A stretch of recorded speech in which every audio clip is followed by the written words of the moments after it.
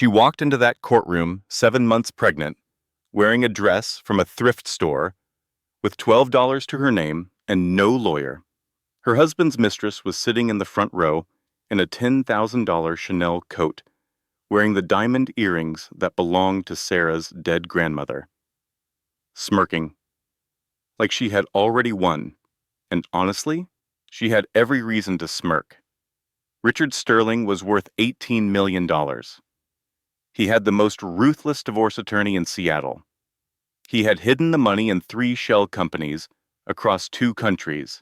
He had faked evidence, calling his own pregnant wife an alcoholic. He had bribed witnesses. He had gotten her lawyer disqualified. He had even gotten a judge who played golf with his attorney assigned to the case. Sarah had nothing. No money, no lawyer, no friends. She had not spoken to her own father in 10 years because the last time she saw him, she told him she hated him. But here is what Richard Sterling did not know. He did not know that Sarah's father changed his last name 20 years ago.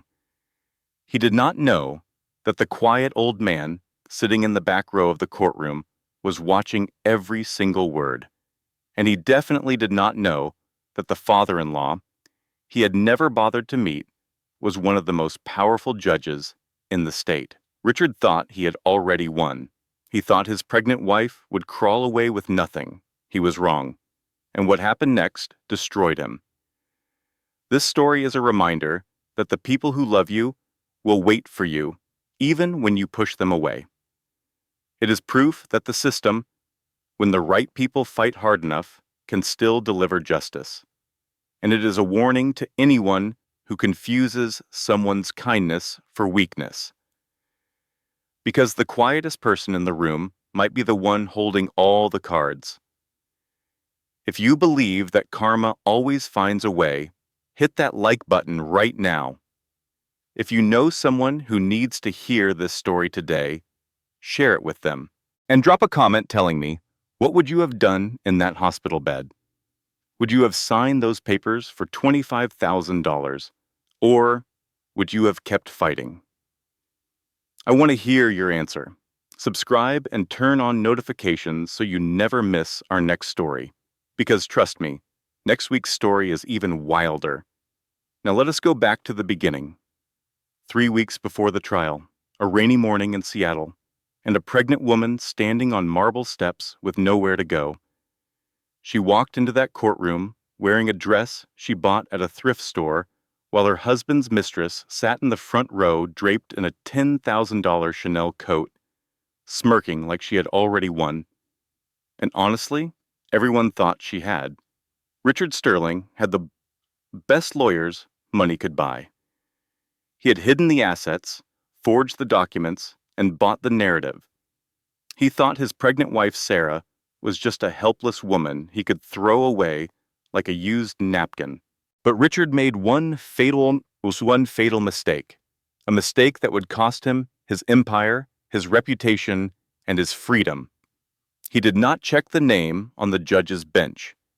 He had no idea that the man holding the gavel was the father-in-law he had never bothered to meet.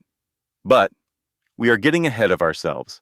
To understand how Richard Sterling lost everything, we need to go back 3 weeks. To a rainy morning in Seattle. To a pregnant woman standing on marble steps with $12 to her name and nowhere to go. 3 weeks earlier. The rain in Seattle always felt like it was trying to wash the city clean, but on the morning of October 14th, it just felt cold. Sarah Sterling stood on the marble steps of the sprawling estate in Medina, the water soaking through her thin cardigan. Behind her, the heavy oak doors she had polished, doors she had decorated with wreaths every Christmas for 7 years, slammed shut with a finality that echoed in her chest. She was 7 months pregnant. Her hand rested on her belly, and beneath her palm, the baby kicked. It was the only warm thing in her entire world. Minutes earlier, the humiliation had been absolute. Richard Sterling stood in the foyer of the home she had helped pay for, checking his Rolex. He did not look at her. He looked through her, the way you look through a window that needs cleaning. The driver will take you to the motel on 4th. His voice carried no emotion. It was a business transaction. My lawyers have already sent the paperwork. Do not make a scene, Sarah. It is embarrassing. Standing next to him, gripping Richard's arm with a manicured hand, was Jessica Vane. Jessica was 26 years old, a former marketing intern at Sterling Properties who had climbed the corporate ladder not by merit, but by proximity. She was wearing Sarah's grandmother's diamond earrings, the ones Richard had given Sarah for their 5th anniversary, antique cut, 1.5 carats each. They had belonged to Sarah's grandmother, Eleanor, who had received them from Sarah's father decades ago. Jessica did not try to hide them. She tilted her head, catching the light from the chandelier, making sure Sarah saw the diamonds dangling from her ears. It was deliberate, it was cruel, and it worked. You left your keys on the table, sweetie, Jessica cooed, her voice dripping with false sympathy. She picked up the brass keyring and dropped it onto the marble floor near Sarah's feet. We are changing the locks at noon anyway, but Richard prefers a clean break. Sarah did not scream. She did not cry. She felt a numbness spreading from her fingertips to her core, a defense mechanism against the sheer brutality of the moment. The baby kicked again, harder this time, as if protesting on her behalf. 7 years. 7 years she had given this man. She had supported Richard when Sterling Properties was just a risky startup operating out of their 2-bedroom apartment. She had signed the business loans with her own credit when every bank in Seattle turned him away. She had done the books at the kitchen table until 2 in the morning. She had worked the phones, charmed the early investors, nursed Richard through his stress-induced ulcers, and covered for his drunken outbursts at industry galas by telling everyone he was just passionate. She had built Sterling Properties alongside him. Her name was on the original incorporation papers filed with the state of Washington. Sarah Bennett Sterling, co-founder and chief financial officer. Richard had removed her from the company website 2 years ago. He had taken her off the board of directors. He had told their social circle she was just a housewife who did not understand business. But the state filing was still there. Her signature was still on the original loans. You can erase someone from a website, but you cannot erase them from the public record. Not that any of that mattered right now. Right now, Sarah was standing in the rain, pregnant, penniless, and being replaced by a 26-year-old intern wearing her dead grandmother's jewelry. Richard, Sarah whispered, her voice trembling. She hated how small she sounded. I signed the prenup because I trusted you. You said it was just for the board. You said it would never be used against me. You said... I said a lot of things. Richard cut her off. He finally met her eyes, and what she saw there made her blood run cold. There was no guilt, no hesitation, no flicker of the man she had married. His gaze was reptilian, calculating. He was looking at her the way he looked at a property he was about to demolish. People change, Sarah. Business models evolve. You are an obsolete asset. Jessica is the future. Now get out before I call security. Obsolete asset. He called her an obsolete asset. His pregnant wife, the mother of his unborn child. The woman who had signed her name next to his when nobody else in the world believed in him. Jessica leaned into Richard's side, her hand sliding possessively up his arm. She looked at Sarah the way a cat looks at a mouse. It is already caught, but is not yet killed. There was amusement in her eyes, satisfaction, and something else. A cruelty so casual, it was almost bored. Sarah turned and walked down the marble steps into the rain. She did not look back. She could not. because if she looked back, she would see the life she had built disappearing behind a closing door, and she was not sure she could survive that image. The driver, a man named Carl who had worked for the Sterlings for 3 years and who could not meet Sarah's eyes, held the car door open. He drove her, in silence, to the Starlight Motor Inn on 4th Avenue. The motel was Richard's final insult. It was a roadside inn with stained carpets and a flickering neon sign. The room smelled like bleach and old cigarettes. The bedspread had a cigarette burn near the pillow. The bathroom faucet dripped with a rhythmic persistence that sounded like a clock counting down to something terrible. This was where Richard Sterling sent the woman who helped build his fortune.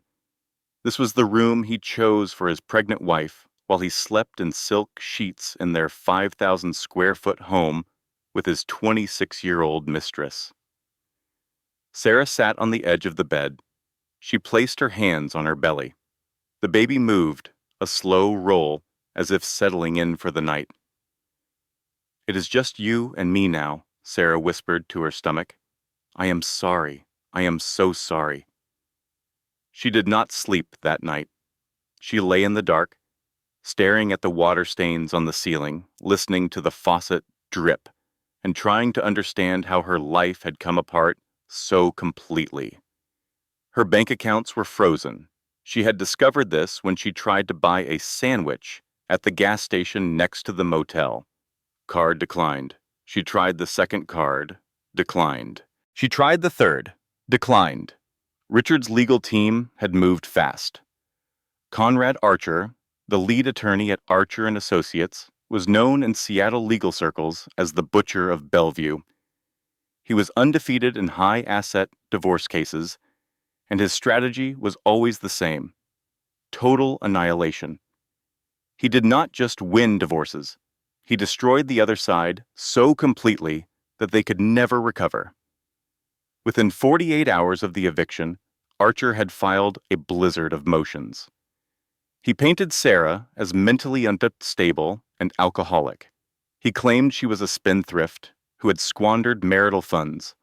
He submitted doctored receipts showing purchases Sarah had never made. He included photographs of Sarah looking disheveled and exhausted, photographs taken during a week she had the flu, and presented them to the court as evidence of her inability to care for herself. It was a total demolition job, and Sarah had no lawyer, no money, and no one to call. For 3 days, she lay in the dark motel room. She ate what she could afford, which was not much: a package of crackers from the vending machine, a cup of soup from the microwave in the motel lobby, water from the bathroom tap. On the 4th day, Sarah ran out of money. She had $12 left. And then the cramping started. The pain hit her at 3 in the morning.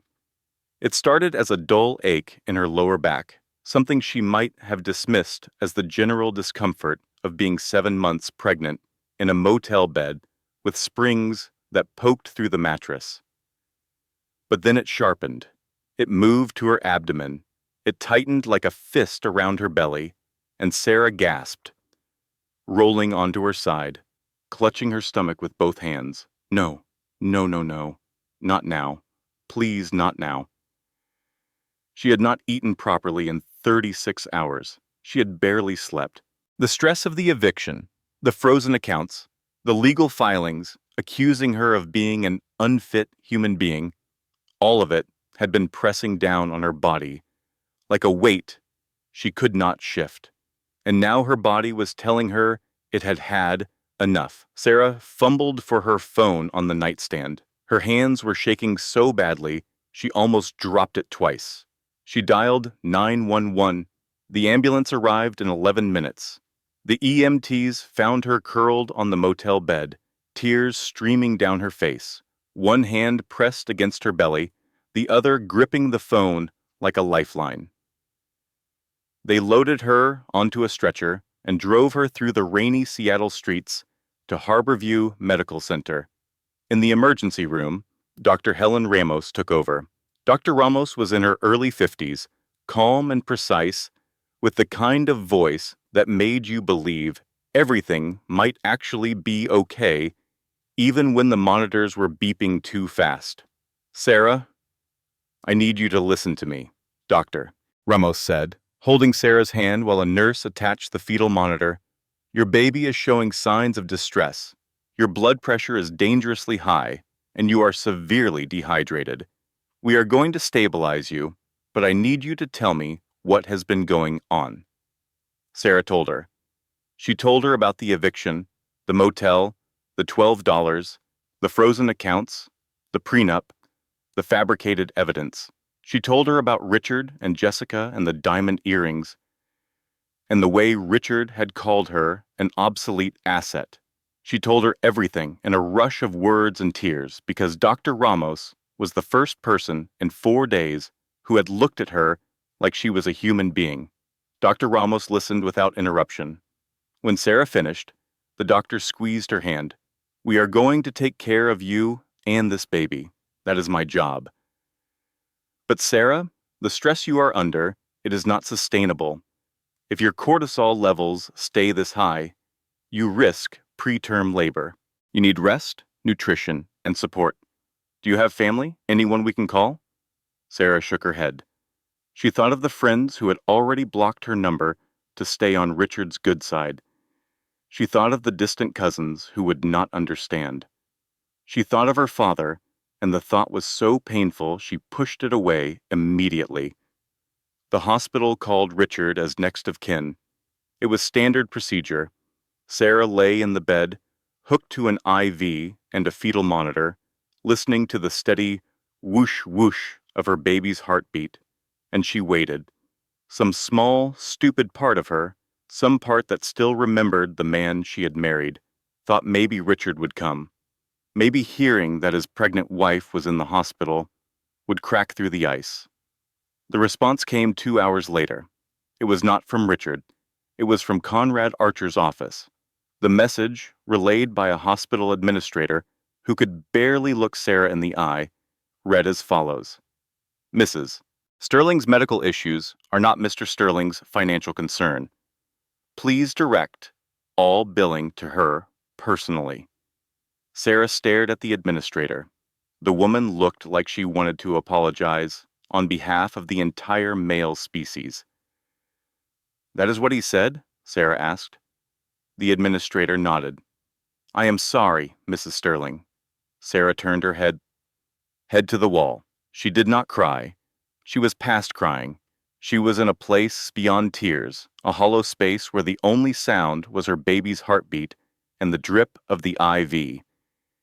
She stayed in the hospital for 2 days. During that time, a nurse named Linda did something that Sarah would never forget. Linda was in her late 40s, with kind eyes and a no-nonsense manner. She had seen hundreds of patients come and go, and she had developed a sixth sense for the ones who were truly alone. On the morning Sarah was to be discharged, Linda came into the room and sat on the edge of the bed. "Honey, I know this is none of my business, but I have been a nurse for 22 years, and I know what financial abuse looks like. And I want you to know something. You are not crazy. You are not unstable. You are a woman in a bad situation, and bad situations end." Sarah looked at her. She wanted to believe it. Linda reached into her scrub pocket and pulled out a receipt. "I covered your discharge paperwork. Do not argue with me. It is done." Sarah opened her mouth to protest. Linda held up a hand. "My daughter went through something similar 3 years ago. Somebody helped her when nobody else would. I am paying it forward. You just promise me you will fight. Not for that man. For that baby." Sarah nodded. She could not speak, but she took Linda's kindness and held it inside her chest like a candle in the dark. It was small, it was fragile, but it was light. She left the hospital in the same clothes she had arrived in. She took a bus back to the Starlight Motor Inn. She sat on the bed, her hand on her belly, and she thought about what Linda had said. Bad situations end, but how? She had no money, no lawyer, no friends, no family, no family. Sarah reached into her purse and pulled out a worn leather-bound address book. It was old, the cover cracked and soft from years of handling. She had carried it with her through every move, every apartment, every house. She had never thrown it away, even though most of the numbers inside were disconnected or belonged to people who no longer wanted to hear from her. She turned the pages slowly, past the friends who had blocked her, past the cousins who lived in other states and other lives, past the colleagues who had sided with Richard because Richard was the one with the checkbook. She stopped at a name written in precise cursive ink, Arthur, her father. She had not spoken to him in 10 years. The last time she saw him was the day before her wedding to Richard. Arthur had driven to her apartment, unannounced, still wearing his suit from the courthouse. He had stood in her living room, his face drawn with worry, and he had said the words that Sarah had spent a decade trying to forget. "Sarah, please, I am begging you, do not marry this man. I have seen men like him my entire career. He is a charlatan in a cheap suit. He is a soul sucker. He will take everything from you, and when there is nothing left to take, he will throw you away." Sarah, 21 years old and drunk on love, had exploded. She screamed that she hated him. She called him a bitter, controlling old man who could not stand to see his daughter happy. She told him he was jealous because her mother had died and he had never moved on. She said things so cruel that even now, 10 years later, they made her sick to remember. Arthur had stood there and taken it. He did not yell back. He did not threaten. He simply nodded, put on his coat, and walked to the door. "When you need me," he had said quietly, without turning around, "I will be here." Then he left, and Sarah changed her number, and she never looked back. Richard, in his monumental arrogance, never asked about Sarah's family again. On one of their early dates, Sarah had mentioned that her father was a lawyer in the public sector. Richard had laughed and said, "So, a nobody." And that was the end of it. To Richard, Sarah's family was irrelevant. They were poor or trashy or dead. He did not care which. He never investigated. He never asked, because narcissists do not investigate the people they consider beneath them. And that was Richard Sterling's fatal mistake. Sarah stared at the name in the address book. Her hand trembled. 10 years of silence, 10 years of guilt and pride and stubbornness. She had told this man she hated him. She had cut him out of her life as cleanly as a surgeon removing a tumor. And now she was sitting in a motel room with $12 and a baby who might come too early and a husband who had called her an obsolete asset. She dialed the number. It rang once, twice, 3 times. Sarah's heart hammered so hard she could feel it in her throat. "Chambers of Justice Pendleton," a stern female voice answered. Sarah swallowed the lump in her throat. "I need to speak to the judge. Please tell him it is Sarah." There was a long pause. Sarah could hear the faint sounds of a busy office, phones ringing, papers shuffling, the distant echo of a courtroom gavel. One moment. When the voice came back on the line, it was not the secretary. It was a deep, gravelly baritone that Sarah had not heard since the day before her wedding, a voice that had once read her bedtime stories, a voice that had once called her his best girl, a voice that had spent 10 years waiting for this phone call. Sarah. One word, her name, and everything broke. The tears she had held back in front of Richard and Jessica and the hospital administrators and the motel clerk and the bus driver, all of them burst forth in a flood that she could not control and did not try to. "Daddy." She sobbed, her voice cracking like thin ice. "Daddy, you were right. You were right about everything." The chambers of the Honorable Arthur Pendleton were a fortress of solitude and history.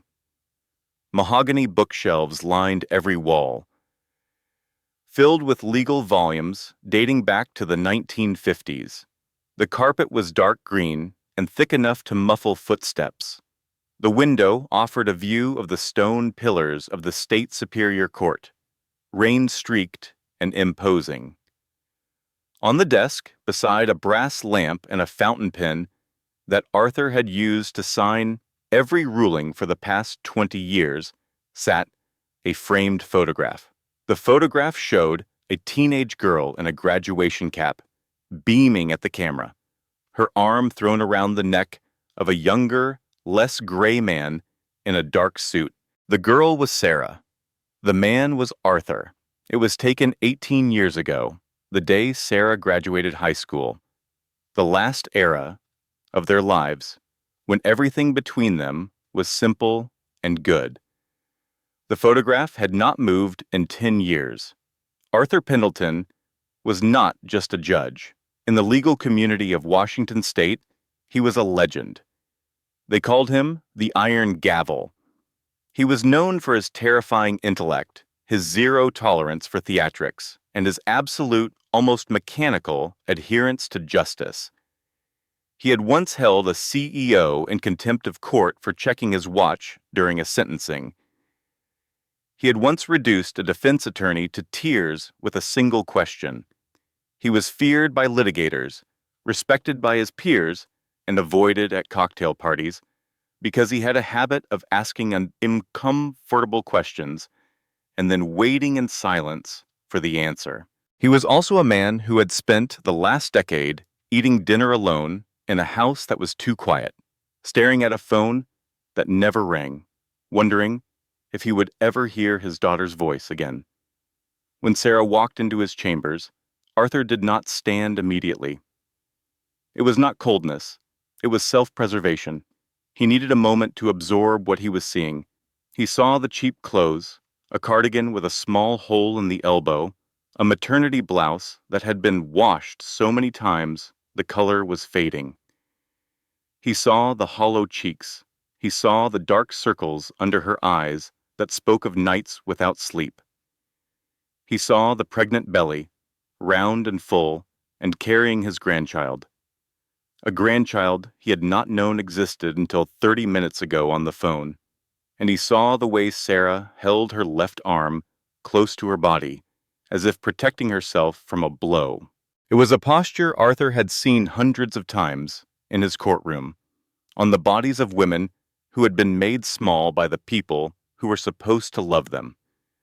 The anger he had carried for 10 years, the anger at Sarah for leaving, at Sarah for choosing that flashy hustler over her own blood, at Sarah for saying she hated him, all of it evaporated in an instant.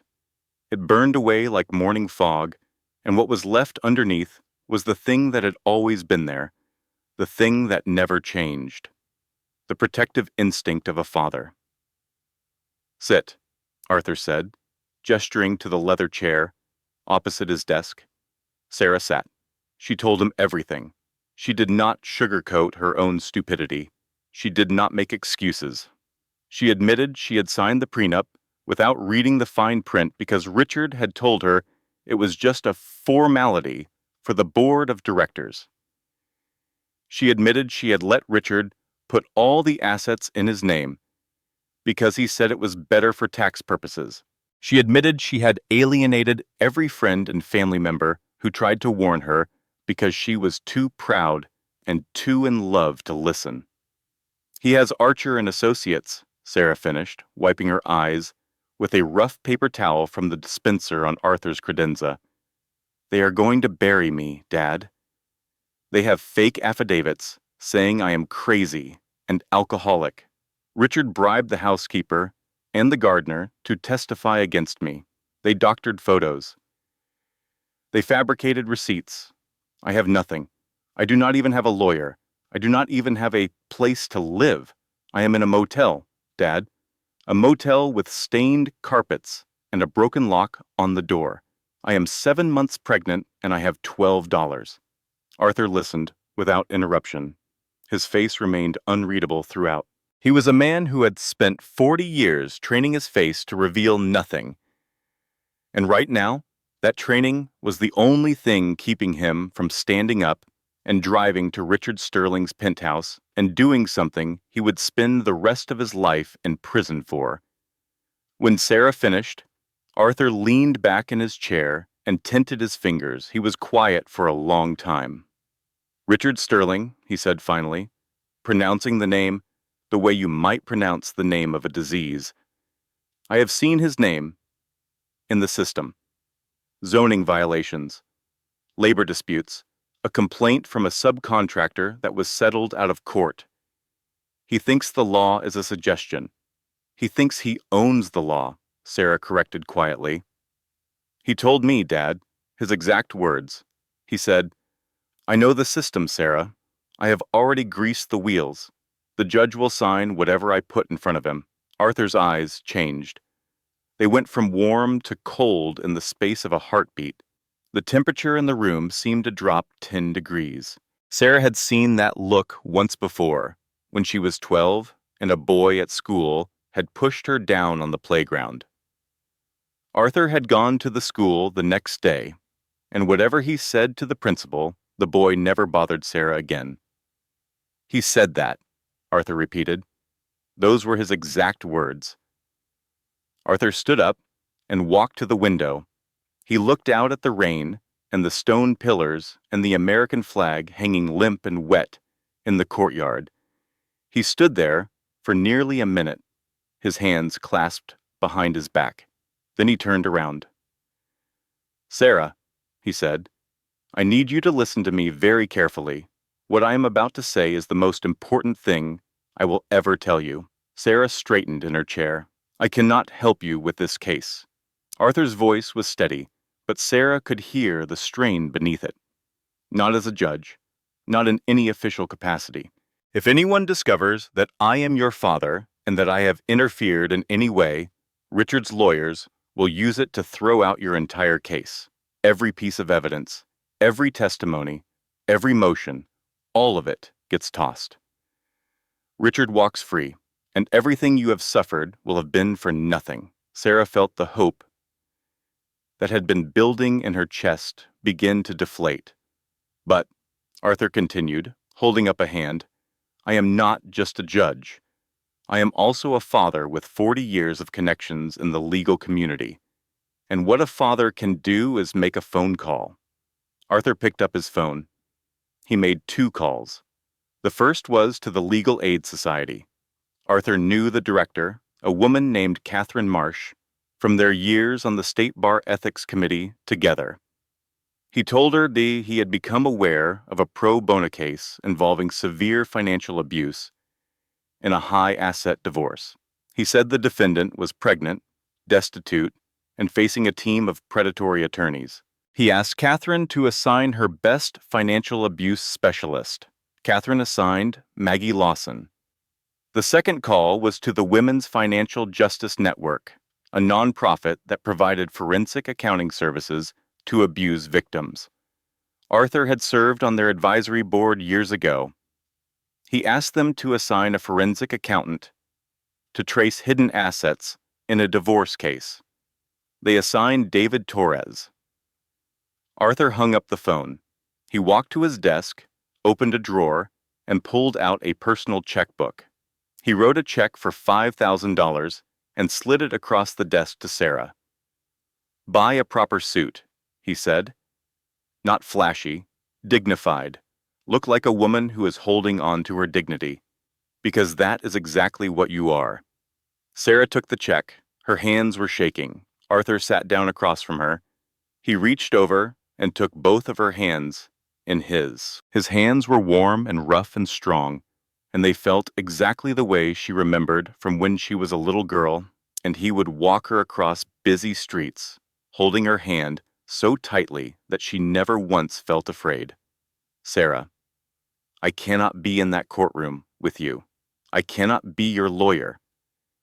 I cannot be your judge. I cannot be anything but your father who loves you.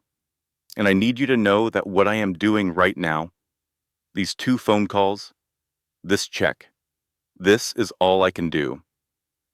After today, I cannot contact you about the case. I cannot review documents. I cannot advise you on strategy. If they connect us, it is over. I understand, Sarah whispered. You are going to fight this yourself. You are going to let Maggie and David do their work. You are going to trust the system, not because it is perfect, but because it is all we have. Can you do that? Sarah nodded. And Dad? She asked. What will you do? Arthur looked at the photograph on his desk. The smiling teenage girl. The last good day. I will be in the gallery, he said quietly, watching. That is all a father can do sometimes. Sarah stood up. She walked around the desk and hugged her father for the first time in 10 years. He held her carefully, mindful of the belly between them, and he smelled the same way he always had, like old books and coffee and the specific warmth of a man who had been her entire world before she decided the world was bigger than he was. I am sorry, Daddy, Sarah said into his shoulder. I am sorry for what I said. I am sorry for leaving. I am sorry for 10 years. Arthur pulled back. He held her face in his hands, the way he used to when she was small and crying. You are here now, he said. That is all that matters. Sarah left the courthouse through a side entrance. She walked into the rain, and for the first time in weeks, the cold did not bother her. She had a check in her pocket, 2 names written on a piece of paper, and something she had not felt since Richard threw her out. She had hope, fragile and new, but real. What Sarah did not know, what she could not have known, was that this hope was about to be tested in ways she could not imagine. Maggie Lawson's office was on the 3rd floor of a converted warehouse in Pioneer Square. The Legal Aid Society could not afford downtown real estate, so they made do with exposed brick walls, drafty windows, and desks that had been donated by a law firm that was upgrading to mahogany. Maggie herself was 34 years old, sharp-tongued, and perpetually furious. She had graduated top of her class at the University of Washington School of Law and had turned down 6-figure offers from corporate firms to work in legal aid because, as she told anyone who asked, somebody has to fight for the people who cannot afford a fight. She had handled dozens of financial abuse cases. She had seen husbands hide money in shell companies, in cryptocurrency, in their mother's retirement accounts, in safe deposit boxes, rented under fake names. She had seen women left with nothing after 30-year marriages. She had seen prenups so predatory they should have been classified as weapons. But she had never seen anything like the Sterling case. When Sarah walked into her office, carrying a folder of documents and looking like she had not slept in a week, Maggie sat her down, poured her a glass of water, and said, "Tell me everything." Sarah told her. Maggie listened. She took notes on a yellow legal pad. She asked sharp, specific questions. When did you sign the prenup? Who was your attorney? Did Richard provide a full financial disclosure before you signed? What was his net worth at the time of signing? When Sarah described the eviction, the motel, the hospital, and the response from Conrad Archer's office, Maggie put down her pen. She stared at the wall for a full 10 seconds. This man is a monster, Maggie said, not to Sarah, but to the universe in general. Then she picked her pen back up. Let us get to work. Over the next week, Maggie and Sarah worked 18-hour days. David Torres, the forensic accountant assigned by the Women's Financial Justice Network, joined them on day 2. David was 41, quiet, patient, and devastatingly good with numbers. He had a background in forensic accounting for the IRS before leaving government work to volunteer with nonprofits helping abuse victims. He once told Maggie that tracing hidden money was like following a river upstream. You just keep going until you find the source. And the source always tells you who the person really is. David started pulling threads. He subpoenaed bank records. He cross-referenced corporate filings. He followed the money through a maze of transfers and holding companies that Richard Sterling had built over 7 years to hide his true wealth. On day 4, David found the first thread. Blue Heron, LLC. It was a shell company registered in the Cayman Islands. On the surface, it looked like a standard offshore holding entity, the kind that thousands of wealthy Americans used for legitimate tax planning.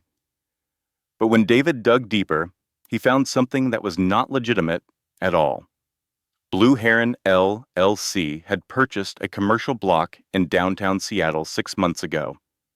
The purchase price was $6 million. The property was now valued at $7.2 million. Richard Sterling's financial disclosure to the court listed his total assets at $4 million.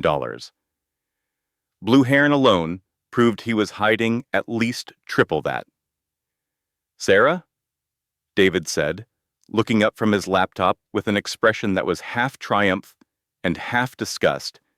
"Your husband is a liar, but he is not a very good one." Over the next 3 days, David found a second entity, Redtail Holdings, another shell company, this one registered in Delaware, holding approximately $3 million in commercial real estate and investment accounts.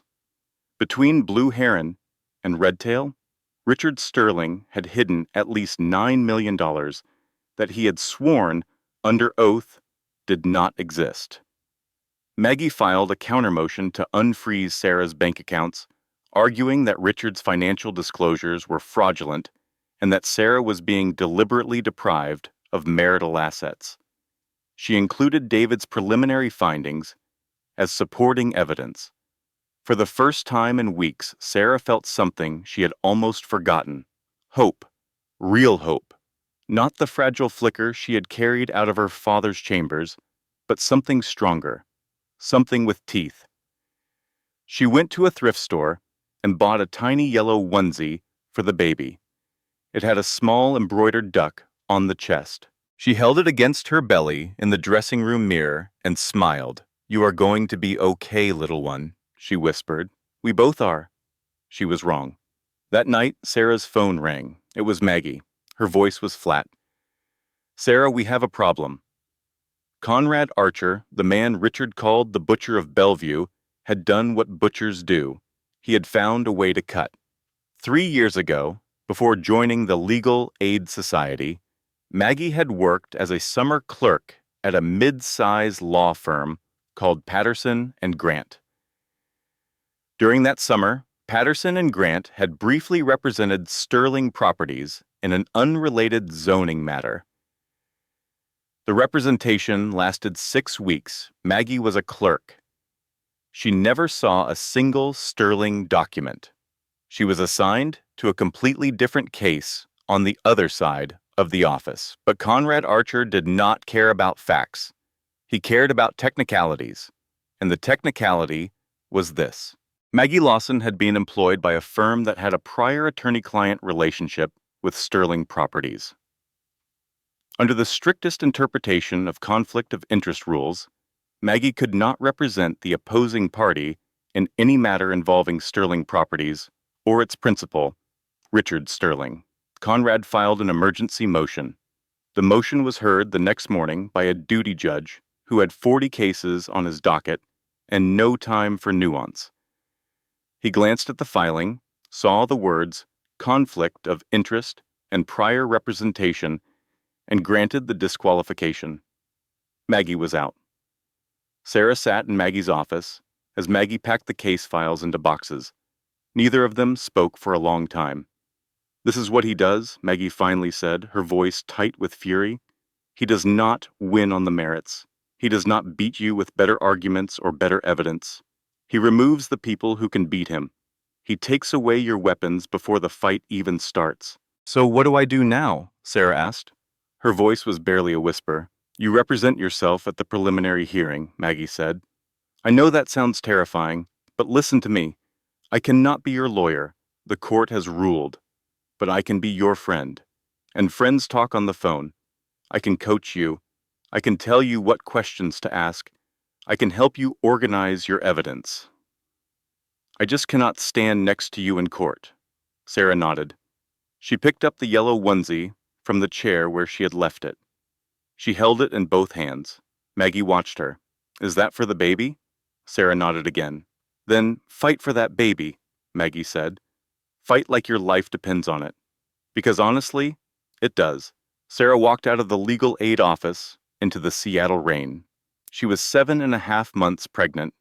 She was alone again. She had a yellow onesie in one hand and a stack of legal documents she barely understood in the other. And she was going to walk into a courtroom in 5 days and face the butcher of Bellevue by herself. She should have been terrified, and she was. But beneath the terror, something else was growing. Something hard and bright and sharp. It was anger. Not the hot, explosive anger she had felt when Richard called her an obsolete asset. This was different. This was cold. This was the anger of a woman who had been lied to, stolen from, humiliated, and thrown away. The anger of a woman whose unborn child had been dismissed as not Mr. Sterling's financial concern. This anger did not burn. It froze. It crystallized. It became a blade. Sarah walked back to the motel. She spread the legal documents on the bed. She picked up her phone and called Maggie. Okay, Sarah said. Teach me everything. The hallway outside courtroom 4B was a cavernous tunnel of polished stone and echoing footsteps. At 8:45 on a Tuesday morning, it was already busy with lawyers and clerks and the occasional bewildered citizen trying to figure out which room to go to. Sarah sat on a hard wooden bench near the courtroom doors. She wore the navy blue suit she had bought at a consignment shop with part of her father's money. It was clean, tailored, and conservative. Her hair was pulled back in a low bun. She wore no makeup and no jewelry except her wedding ring, which she kept on because Maggie had told her it humanized her in front of a judge. Her hands were folded over her belly. The baby was quiet this morning, as if sensing that today was important and deciding to let its mother concentrate. Sarah's heart was beating so hard she could feel it in her teeth. She had spent the last 4 nights on the phone with Maggie until 2 in the morning, going over every document, rehearsing every question, anticipating every objection Conrad Archer might raise. She had index cards in her folder with bullet points written in neat block letters. She had David Torres's financial summary printed in triplicate. She had practiced her opening statement in front of the bathroom mirror until her voice stopped shaking. She was as ready as she could be, which was to say, she was terrified. The elevator doors at the end of the hall pinged. The sound of confident clicking heels echoed against the stone walls, followed by the heavier thud of expensive loafers. Then the smell hit her. Richard's heavy musk cologne and Jessica's clawing floral perfume, a combination so distinctive it was almost a weapon. Richard walked past without looking at her. He was talking to Conrad Archer about something involving a property in Bellevue, treating the hallway outside his own divorce hearing as if it were just another business meeting. Conrad walked beside him, briefcase in hand, his suit sharp enough to cut skin, but Jessica stopped. Jessica Vane was wearing a cream-colored pencil skirt and a silk blouse that probably cost more than Sarah's first car. Her hair was blown out. Her nails were fresh. She was wearing Sarah's grandmother's diamond earrings, and she was glowing with the particular radiance of a woman who believed she had already won. You actually showed up, Jessica said, loud enough for the other people in the hallway to hear. She put a hand on her hip and tilted her head, the diamonds catching the fluorescent light. I thought you would be sleeping off a hangover Sarah took a slow breath. Leave me alone, Jessica.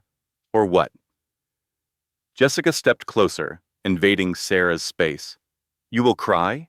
You will beg Richard to take you back? She lowered her voice to a conspiratorial whisper, but kept it just loud enough for the nearest people to overhear. He hates you, you know. He talks about how pathetic you were, how boring, how you let yourself go. She glanced pointedly at Sarah's pregnant belly. Obviously, Sarah stood up. She was not going to sit there and take it. Not today.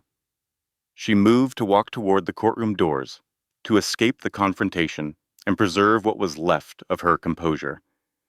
As Sarah tried to pass, Jessica shifted her weight. It was a subtle movement, practiced and precise, the kind of thing learned on middle school playgrounds and perfected in corporate boardrooms. She stuck her foot out just an inch, right in Sarah's path. Sarah's toe caught the heel of Jessica's designer shoe. At 7 months pregnant, Sarah's center of gravity was already precarious. The stumble became a fall before she could catch herself. She crashed forward, her arms flailing. Her knees hit the hard, stone floor with a sickening crack. Her belly struck the edge of the wooden bench she had been sitting on. The pain was immediate and electric, but it was nothing compared to the terror. The baby.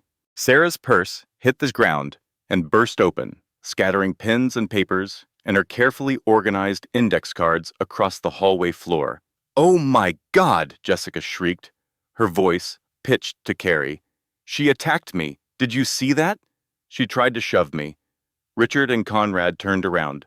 Richard looked at Sarah on the floor, his 7 months pregnant wife on her hands and knees on a stone hallway, clutching her stomach, and his face showed nothing but disgust. "Get up, Sarah," Richard hissed. "Stop making a scene. Jesus, you are embarrassing yourself." "She tripped me," Sarah gasped. Her knee was screaming with pain. Her hand was pressed against her belly, desperately trying to feel the baby move. "Please, baby. Move. Please." Jessica looked down at her. For a split second, the mask slipped completely. Jessica's eyes were not the eyes of a 26-year-old intern. They were the eyes of something predatory and ancient. She smiled, a cruel, tight smile that was meant only for Sarah. Then she nudged Sarah's shin with the toe of her shoe, pushing her the way you would push a piece of garbage out of your path. "Stay down," Jessica whispered, so low that only Sarah could hear. "That is where you belong." "Hey," the booming voice came from the courtroom doors. Deputy Miller, the bailiff, strode into the hallway. He was a large man with a shaved head and arms like telephone poles. He took up a significant portion of the hallway simply by existing. "What is going on here?" Deputy Miller demanded. Conrad Archer stepped forward with the fluid ease of a man accustomed to controlling narratives. "She attacked my client's partner. We were walking to the courtroom, and Ms. Sterling lunged at Ms. Vane. She seems unstable. You can see she is on the ground." Deputy Miller looked at Sarah. He saw a pregnant woman on her knees, gathering scattered papers with shaking hands. He saw the tears of pain in her eyes. He saw the way she was cradling her belly. Then he looked at Jessica. Jessica was checking her nails. Deputy Miller had been a bailiff for 14 years. He had seen a lot of things in courthouse hallways. He knew what an attack looked like, and he knew what a trip looked like. He had seen Jessica's foot extend. He had seen the deliberate placement. He had seen the kick. He said nothing, but his jaw tightened, and he filed it away in the meticulous mental cabinet where he stored things that mattered. "Get inside," Deputy Miller said. "All of you. Judge is taking the bench in 2 minutes. Any more disturbances, and I am holding someone in contempt before the gavel even drops." Sarah limped into the courtroom. Her knee throbbed. Her belly ached with a dull, persistent pain that terrified her. But she did not go to the hospital. She could not. This hearing might be the only chance she had. She chose the table on the left, the defendant's table. It looked lonely. One chair, one pitcher of water. Her small stack of files, now slightly crumpled from the hallway floor. On the right, the plaintiff's table was a fortress. Richard sat in the center. Conrad Archer sat to his right. Two junior associates flanked them like soldiers, carrying boxes of documents, setting up laptops and binders and color-coded tabs. Behind them, in the first row of the gallery, Jessica Vane took her seat. She crossed her legs. She folded her hands. She looked like she was watching a show she had already seen the ending of. "All rise," Deputy Miller called. The courtroom stood. The case had been assigned to Judge Robert Henderson, Division B Family Court. Henderson was in his late 50s, competent and overwhelmed. He had 14 cases on his docket today. He was neither corrupt nor heroic. He was a man trying to do a difficult job with limited time and limited patience. He tended to defer to the more organized, more aggressive attorney in the room because it made his job easier. Today, that attorney was Conrad Archer. Conrad's opening statement was a masterclass in character assassination. He spoke without notes, pacing the floor, painting Sarah as an unstable, alcoholic spouse who had refused to work, refused to contribute to the household, and had recently spiraled into dangerous, erratic behavior. "Just this morning, Your Honor," Conrad said, his voice dripping with practiced concern, "Ms. Sterling physically assaulted Mr. Sterling's executive assistant in the hallway outside this courtroom. She lunged at her, unprovoked. It was witnessed by multiple parties."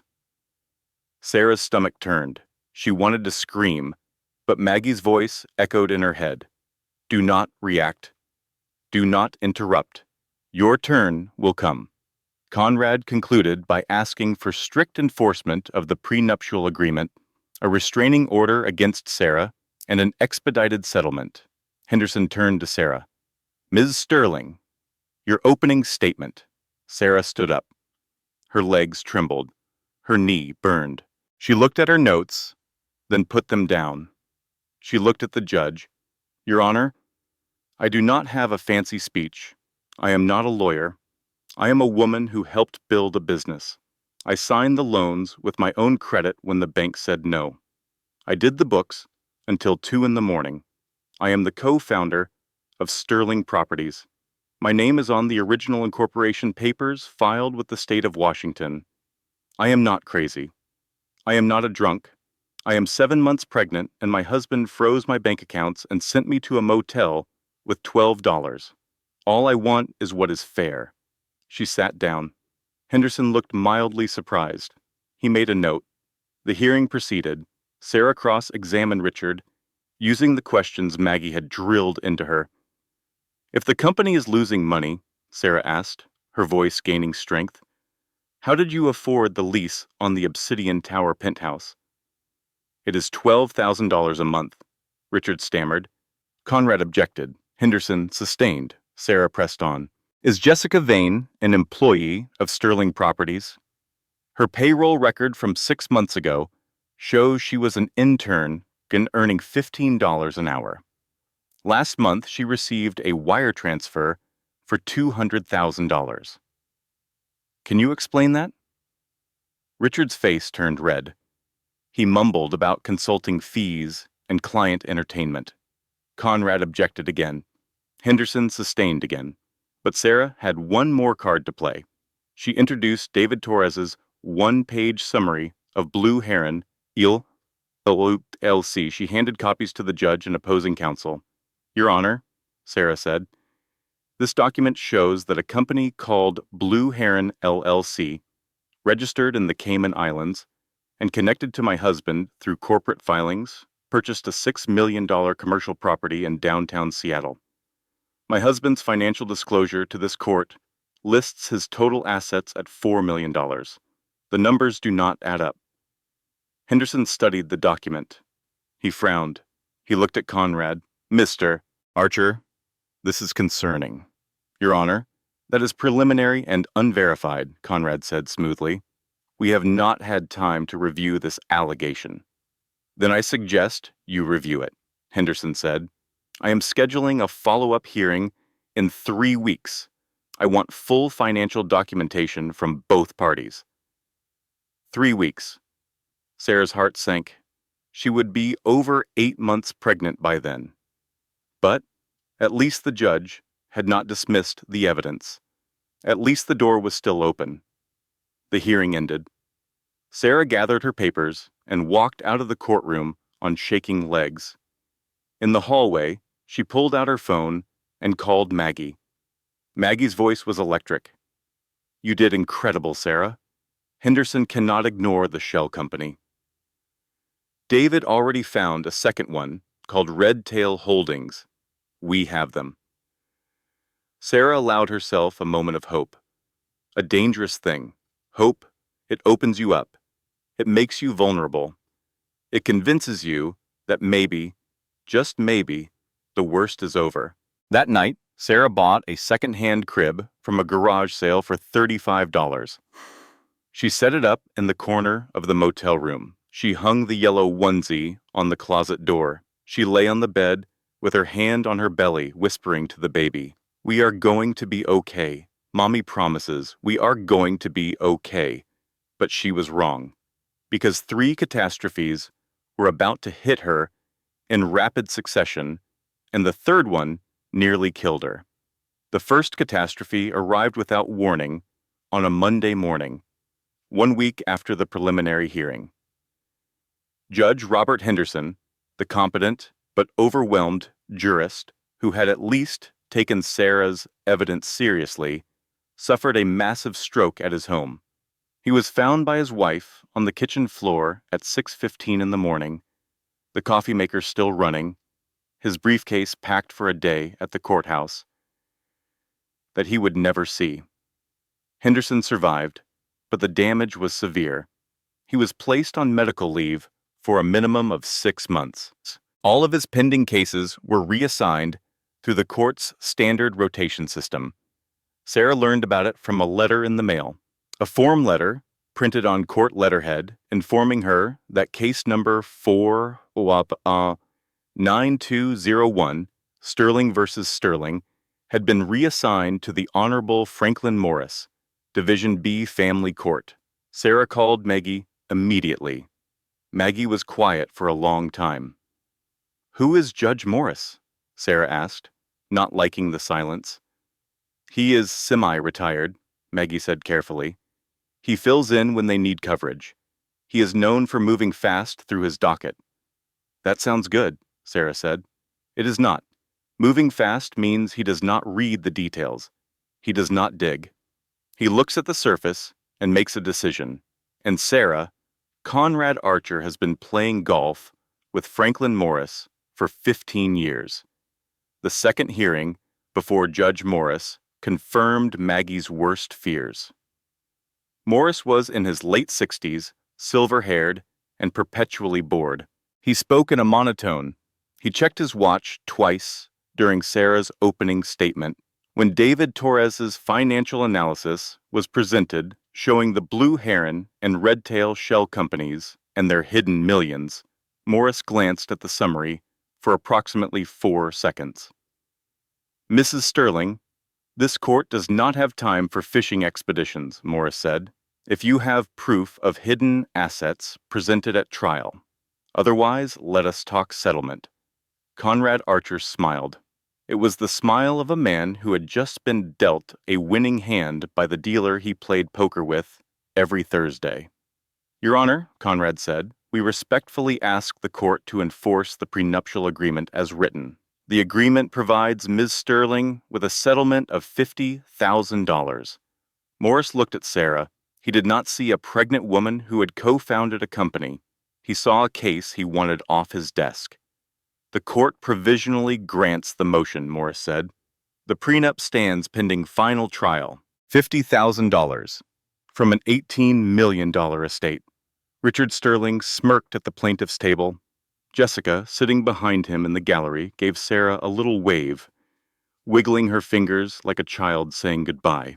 Sarah walked out of the courtroom feeling like she had been hit by a car. The second catastrophe came 3 days later. Richard had hired a private investigator. Sarah did not know this. She did not know that a man in a gray sedan had been following her for 2 weeks, photographing her movements, noting her locations, documenting her contacts.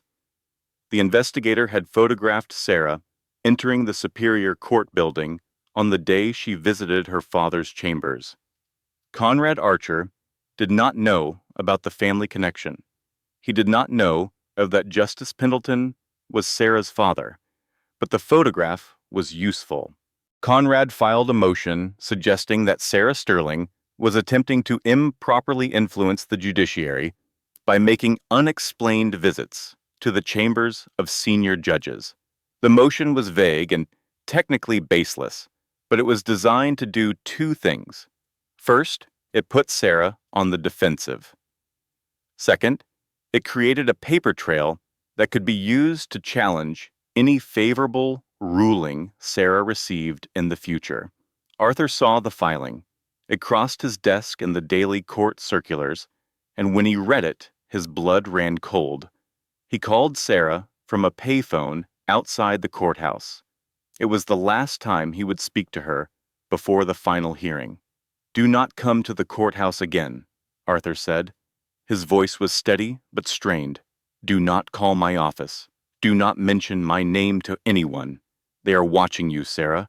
They do not know who I am, but they are getting closer. If they connect us, everything falls apart. The entire case gets thrown out. Do you understand?"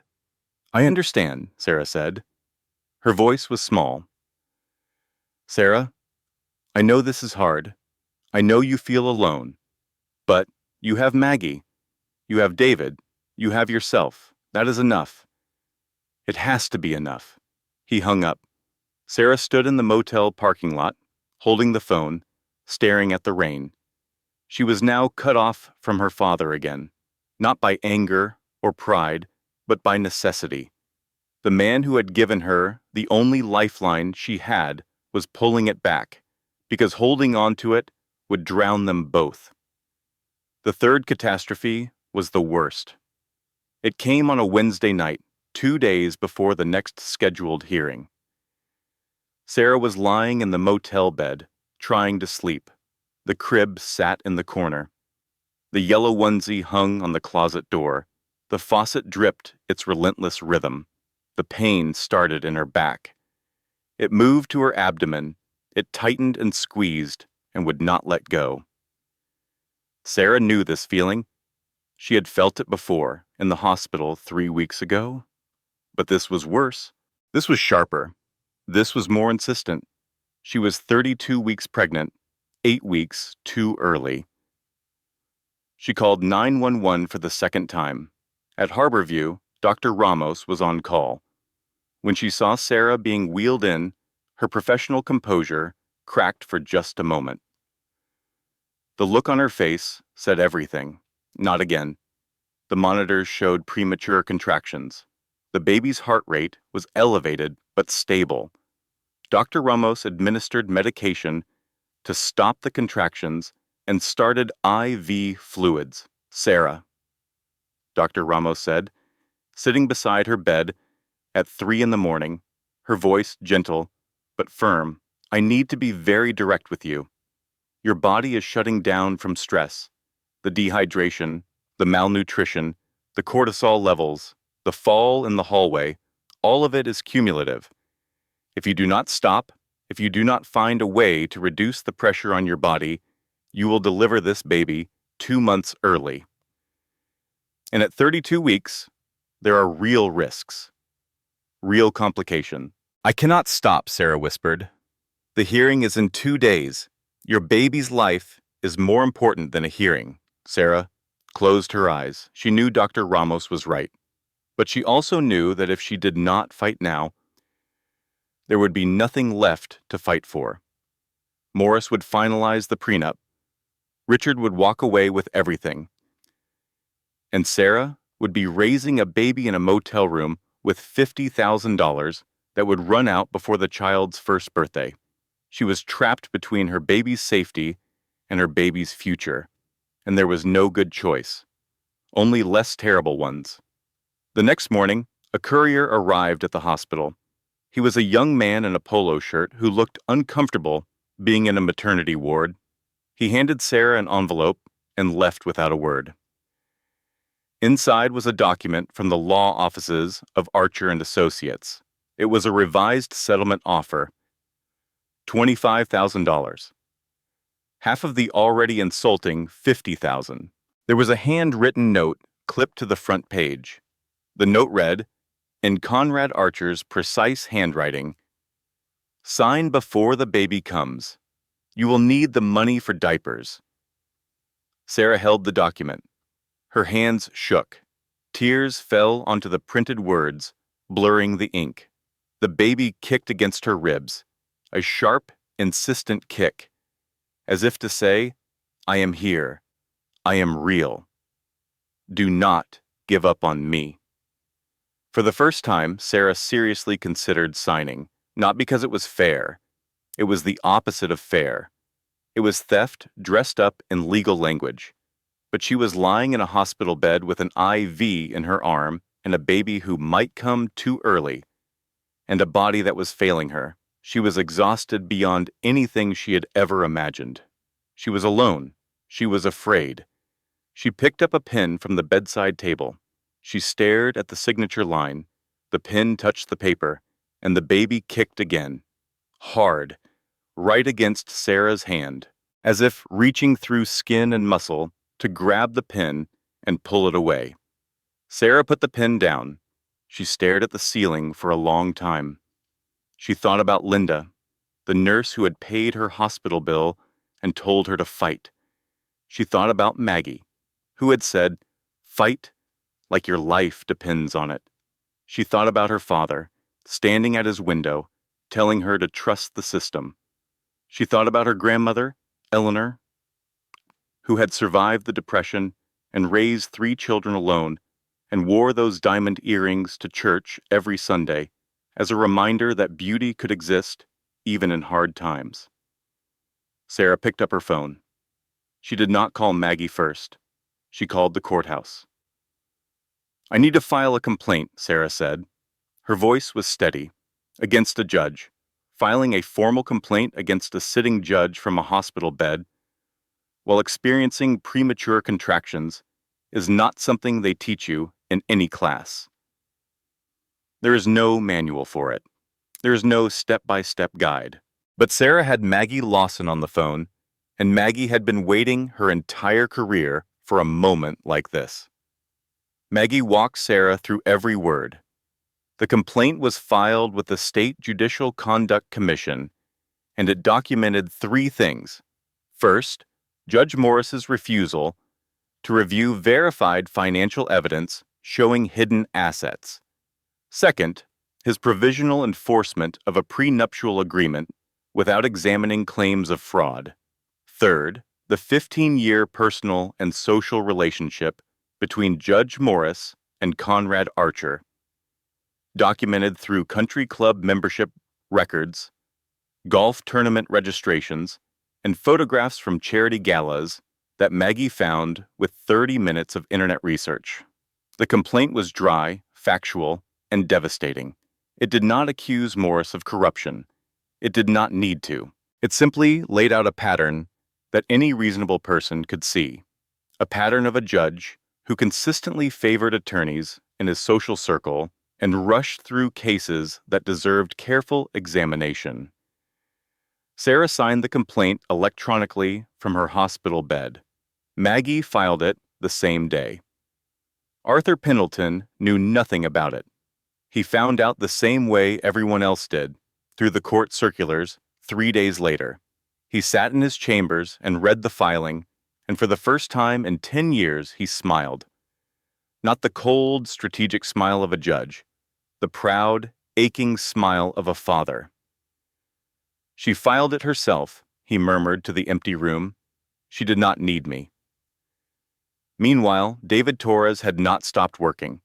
From his small home office, surrounded by empty coffee cups and printouts of corporate filings, David had found the third shell company, Cascade Ventures LLC, registered in Nevada, holding approximately $2 million in investment accounts and real property. The total hidden assets across all three shell companies, Blue Heron, Redtail Holdings, and Cascade Ventures, came to approximately $14 million. Combined with the assets Richard had disclosed, his true net worth was approximately $18 million. He had told the court he was worth $4 million. David prepared a forensic report that was 57 pages long.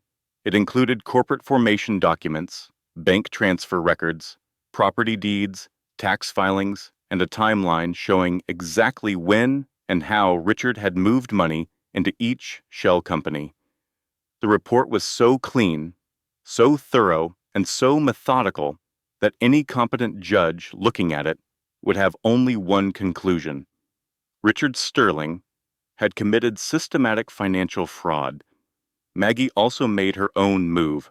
She filed a motion to overturn her disqualification as Sarah's attorney.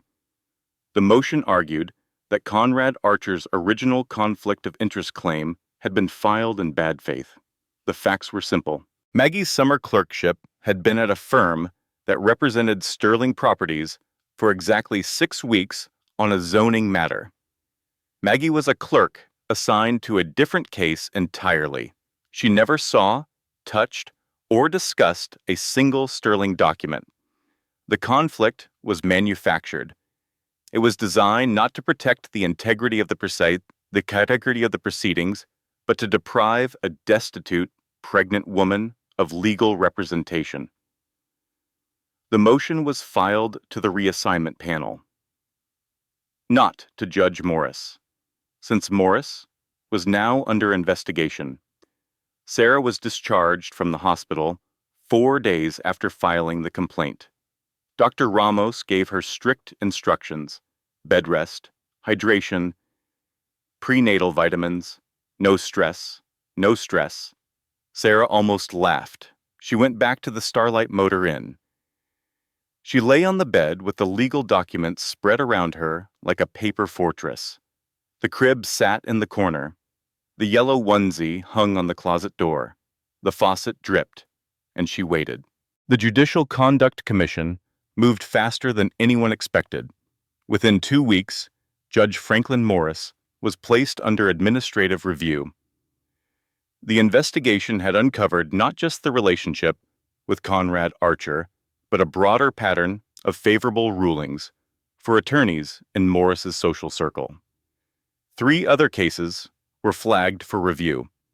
Morris was temporarily removed from all active cases pending the outcome. The same week, the reassignment panel ruled on Maggie's motion. A different judge examined Conrad's original conflict of interest claim and found it tenuous at best and potentially filed in bad faith to deprive the defendant of counsel. Maggie's disqualification was overturned. Maggie Lawson was back. She walked into Sarah's motel room carrying a box of case files and a bag of takeout from the Thai place on Pike Street. "Get up, Sterling," Maggie said, setting the food on the dresser. "We have work to do." Sarah burst into tears. Not sad tears, relieved tears. The tears of someone who has been treading water alone for weeks and finally feels the bottom under her feet. They ate pad thai on the motel bed, surrounded by legal documents, and they worked until midnight. The case was reassigned through the standard rotation lottery. Neither Sarah nor Maggie had any input into which judge would receive it. Arthur Pendleton had nothing to do with it.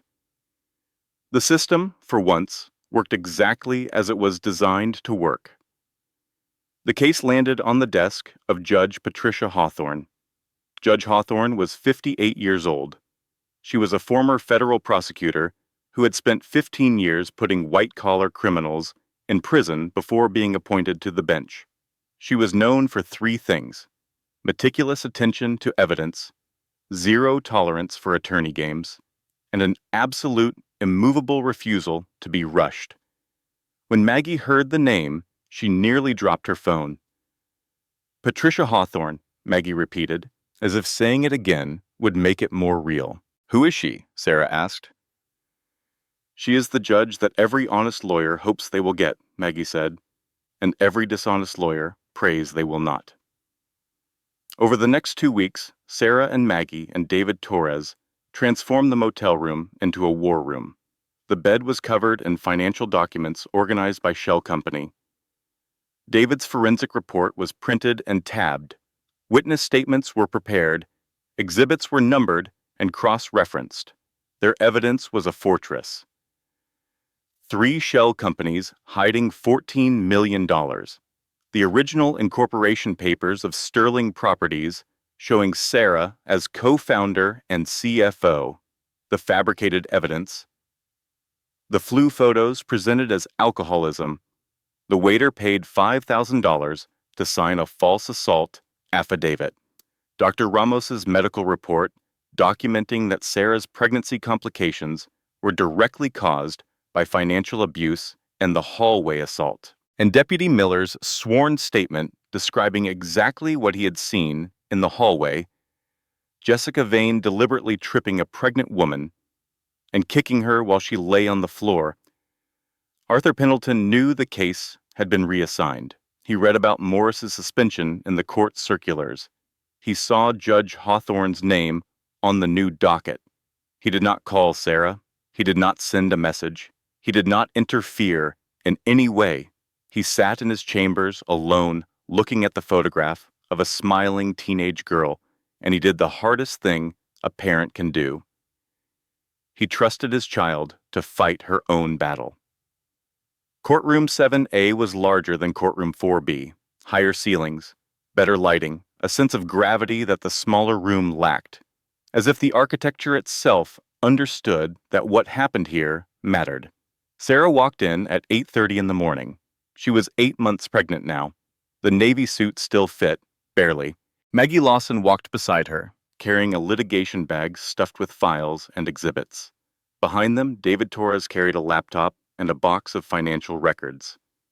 Sarah took her seat at the defendant's table.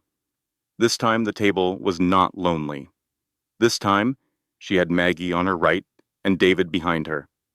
The pitcher of water was the same, but everything else had changed. On the plaintiff's side, Conrad Archer arranged his materials with the mechanical efficiency of a man who had done this 1,000 times. 2 junior associates flanked him. Richard Sterling sat in the center, his charcoal suit impeccable, his face composed into an expression of wronged dignity. Behind Richard, in the front row of the gallery, Jessica Vane took her seat. She was wearing a Chanel blazer and Sarah's grandmother's diamond earrings. She crossed her legs and folded her hands and settled in to watch what she assumed would be the final act of Sarah's humiliation. In the last row of the gallery, unnoticed by anyone, an older man with silver hair sat down. He was not wearing a judicial robe. He wore a simple, dark overcoat. He carried a newspaper, which he did not read. He sat very still, his hands folded in his lap, his eyes fixed on the back of his daughter's head. Arthur Pendleton was there as a private citizen, a father, nothing more. "All rise," Deputy Miller called. Judge Patricia Hawthorne entered the courtroom. She was tall, with short gray hair, and the kind of face that suggested she had never laughed at a joke she did not find genuinely funny. She wore her robe the way some people wear armor, as a statement of purpose. She sat down. She arranged her files with methodical precision. She looked at the plaintiff's table. She looked at the defendant's table. She did not smile. "Let us begin," Hawthorne said. Maggie's opening statement was the opposite of Conrad's theatrical performance. It was calm, factual, and devastating. She laid out the evidence in chronological order. The marriage, the business partnership, the prenup signed under false pretenses, the systematic erasure of Sarah from the company she co-founded, the eviction, the frozen accounts, the fabricated evidence, the shell companies, the hidden $14 million. Judge Hawthorne listened without interruption. She took notes. She did not check her watch. Conrad's opening was confident, but shorter than usual. He was not worried exactly, but he was cautious. Hawthorne was not Morris. She could not be charmed or rushed. The morning was devoted to financial evidence. David Torres took the stand as an expert witness and walked the court through his 57-page forensic report. He showed the corporate formation documents for Blue Heron, Redtail Holdings, and Cascade Ventures. He showed the bank transfers. He showed the property deeds. He showed how Richard Sterling had systematically moved money out of accounts Sarah could see and into entities she could not. Conrad objected 11 times during David's testimony. Hawthorne overruled 9 of them. "Mr. Archer," Hawthorne said after the 9th objection, her voice flat and dry, "if you object to verified financial records one more time, I will assume you are stalling, and I will draw the appropriate inference." Conrad sat down. Richard took the stand in the afternoon. Maggie cross-examined him. She was precise and relentless. "Mr. Sterling, you told this court your total assets are $4 million. Is that correct?" Richard shifted in his chair. "That is what the financial disclosure reflects." "Yes." "Are you the beneficial owner of Blue Heron, LLC?" "I have interests in several holding companies. That is standard business practice." Blue Heron, LLC purchased a commercial property for $6 million. "Where did the money come from?" "Various sources." "I would have to check with my accountants." "Your accountants did not list Blue Heron on your financial disclosure. Was that an oversight?" "It may have been. I have a complex portfolio." "You have a complex portfolio," Maggie repeated, "and yet you told this court you could not afford spousal support for your pregnant wife. You told this court your company was barely breaking even. Is Sterling Properties barely breaking even, Mr. Sterling? While you maintain a $12,000 a month penthouse and wire $200,000 to your executive assistant?" Richard's face turned a shade of purple that was not healthy. Conrad started to stand. "I will handle this, Conrad," Richard snapped. Then he turned to Maggie and made the mistake that narcissists always make. He lost his temper. "Sterling Properties is my company," Richard said, his voice rising. "I built it. I took the risks. Sarah signed some papers and did some bookkeeping. That does not make her a co-founder. She was my wife. She supported me. That is what wives do." The courtroom went quiet. Several women in the gallery shifted in their seats. Maggie let the silence hang for 5 full seconds. Then she said, very quietly, "So your testimony is that your wife's contribution to the company she co-founded with you, whose name appears on the state incorporation filing as co-founder and chief financial officer, is equivalent to being your support staff?" Richard started, then stopped. He realized what he had said. He looked at Judge Hawthorne. Hawthorne was looking at him over her reading glasses, and her expression suggested she had already made up her mind about the kind of man he was. "No further questions," Maggie said. Then it was Jessica's turn. Maggie called Jessica Vane to the stand. Conrad tried to block it. "Your Honor, Ms. Vane is not a party to this case." Hawthorne looked at him. "Ms. Vane received $200,000 from your client during the marriage. If she received marital assets, she is a material witness." Overruled. "Take the stand, Ms. Vane." Jessica walked to the witness stand. She treated the aisle like a runway. She tossed her hair over her shoulder and sat down with the practiced grace of someone who had spent her entire life performing for an audience. She smiled at the court reporter. She adjusted the microphone, but then Sarah stood up. "Your Honor, I would like to cross-examine the witness myself." the courtroom murmured. Hawthorne looked at Maggie. Maggie nodded. My client has a right to confront the witness directly, Your Honor. Hawthorne studied Sarah for a moment. Then she nodded. Proceed, Mrs. Sterling. Sarah walked slowly toward the witness stand. Her belly led the way.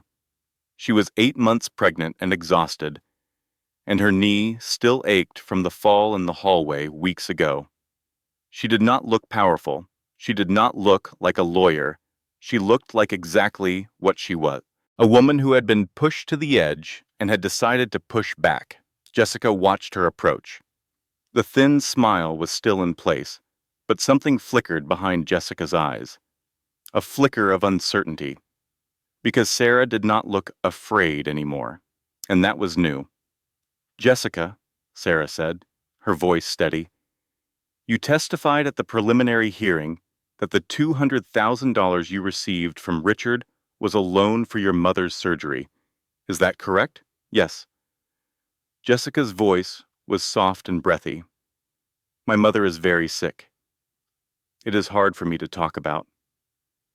I understand, Sarah said. It must be very difficult, especially since your mother, Barbara Vane, passed away in November of 2023. She reached into her folder and produced a single sheet of paper. Obituary from the Cleveland Plain Dealer, Exhibit 9. The courtroom went silent. The kind of silence that has weight.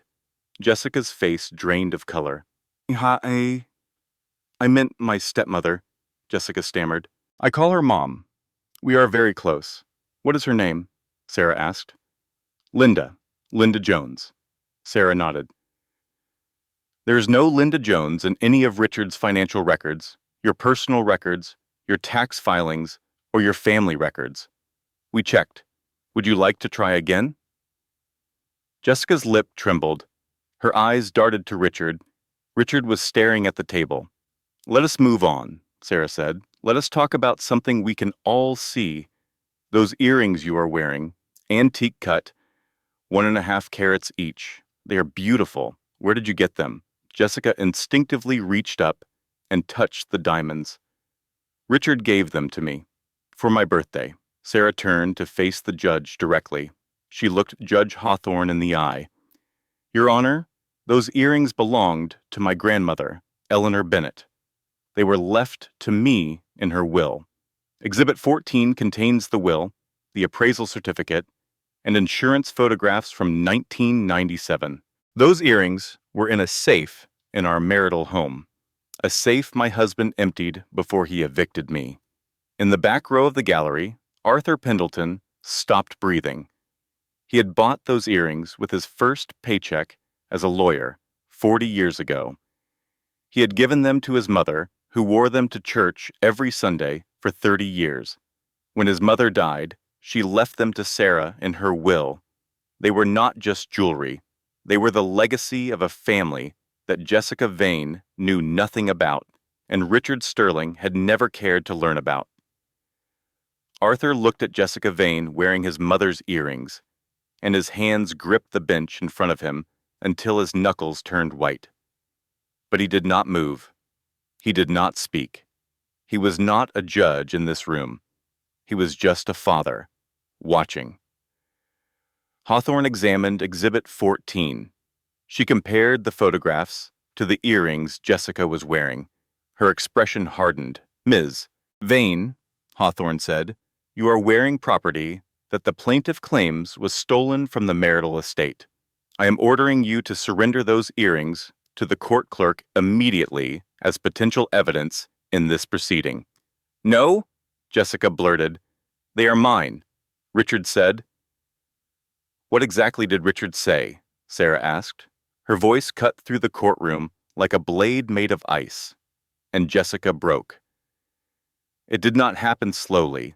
It happened all at once, like a dam that had been holding back a reservoir of lies and fear and selfishness for years. One crack, and the whole thing came down. He said you were trash, Jessica screamed, pointing a shaking finger at Sarah. He said you deserved nothing. He said you were stupid and boring and pathetic. He said the judge was a senile old fool and we would be done in an hour. He said he owned the system. He said no one would believe you because you were just a crazy, pregnant woman with no money and no lawyer and no family. Richard shot to his feet. "Shut up, Jessica. You shut up," Jessica screamed back, mascara running down her face in black rivers. "You promised me. You said she would sign. You said she was too stupid to fight. You said we would be in Italy by September. You said you were going to marry me." I said, "Sit down and shut your mouth," Richard roared. "You told me to lie. You told me what to say about the money. You told me to wear the earrings to make her jealous. You told me to trip her in the hallway. You told me to—" "Enough," Judge Hawthorne said. Her gavel cracked like a rifle shot. But Jessica was beyond control. She was spiraling, years of careful calculation collapsing into raw, ugly panic. She looked at Sarah standing there in front of her, calm and pregnant and dignified and winning. And something inside Jessica that had always been cruel and always been weak and always been terrified snapped like a dry twig. Jessica launched herself off the witness stand. She grabbed Sarah by the hair with both hands and yanked her backward. Sarah screamed. Jessica clawed at her face, her nails raking across Sarah's cheek. "You ruined everything," Jessica shrieked, her voice raw and animal. "You were supposed to be nothing. You were supposed to disappear." The courtroom erupted into chaos. Someone in the gallery screamed. Conrad Archer jumped to his feet. The court reporter's hands froze over her keys. "Bailiff," Judge Hawthorne shouted, slamming the gavel again and again. "Restrain that woman now." Deputy Miller was already moving. He had been watching Jessica since the hallway weeks ago, and he had been waiting for this moment the way a goalkeeper waits for a penalty kick, already knowing which direction to dive. He crossed the courtroom in 3 strides. He caught Jessica's wrist, broke her grip on Sarah's hair, and pinned her against the witness stand with one arm. Jessica was still kicking, still screaming, her Chanel blazer torn at the shoulder, her mascara streaming. Sarah stumbled backward. Her hand went to her belly. Her cheek was bleeding from 3 parallel scratches. Her hair was pulled loose and hanging in her face, but her eyes were clear, and she was standing. In the back row of the gallery, Arthur Pendleton was on his feet. His face was white. His fists were clenched at his sides. Every cell in his body was screaming at him to vault over the gallery railing and put himself between his daughter and that woman. He was a 68-year-old man, and he would have done it without hesitation. But he did not, because if he revealed himself in this courtroom, if anyone knew that a senior justice of the state superior court was the defendant's father, it would give Conrad Archer grounds for appeal. It could taint the case. It could undo everything Sarah had fought for, everything she had built from a hospital bed with a phone in one hand and her baby under the other. So Arthur stood there, shaking, watching, a father forced to watch Shibat, his pregnant daughter, be attacked by a screaming woman and do absolutely nothing. It was the hardest moment of his entire life, harder than his wife's death, harder than the 10 years of silence, harder than anything he had faced in 40 years on the bench. Deputy Miller handcuffed Jessica. She was sobbing now, the rage collapsing into self-pity the way it always did with people like her. "I did not do anything. She made me. Richard told me to. It is not my fault." Deputy Miller hauled her toward the side door. As Jessica passed Richard's table, she looked at him with the wild eyes of a drowning person. "Tell them, Richard. Tell them you told me to do it. Tell them." Richard did not look at her. He stared at the table. The door slammed shut. The courtroom was silent except for the sound of Sarah's breathing and the faint scratch of the court reporter's keys catching up. Catching up. Judge Hawthorne let the silence hold for a count of 10. Then she spoke. "Ms. Vane is under arrest for assault and battery, in my courtroom, on a pregnant woman. The charges will be filed with the district attorney's office by end of business today." Her voice was ice, pure, absolute, unbending ice. She turned to Conrad Archer. "Mr. Archer, your client's companion has just committed a felony in front of a sitting judge, a bailiff, a court reporter, and a gallery full of witnesses. Your client's financial disclosures are demonstrably fraudulent. Your client's evidence against his wife appears to have been fabricated. The waiter who signed the assault affidavit received a $5,000 wire from your client's personal account 2 days before signing. Is there anything else you would like to present to this court, or shall I issue my ruling?" Conrad Archer looked at the wreckage around him. He looked at Richard, who was still staring at the table. He looked at the gallery, where every face was a mask of horror or fascination, or both. Then he did something he had never done in his entire career. He closed his briefcase. He leaned over to Richard and whispered 5 words. "I am withdrawing as your counsel." He stood up. He buttoned his jacket.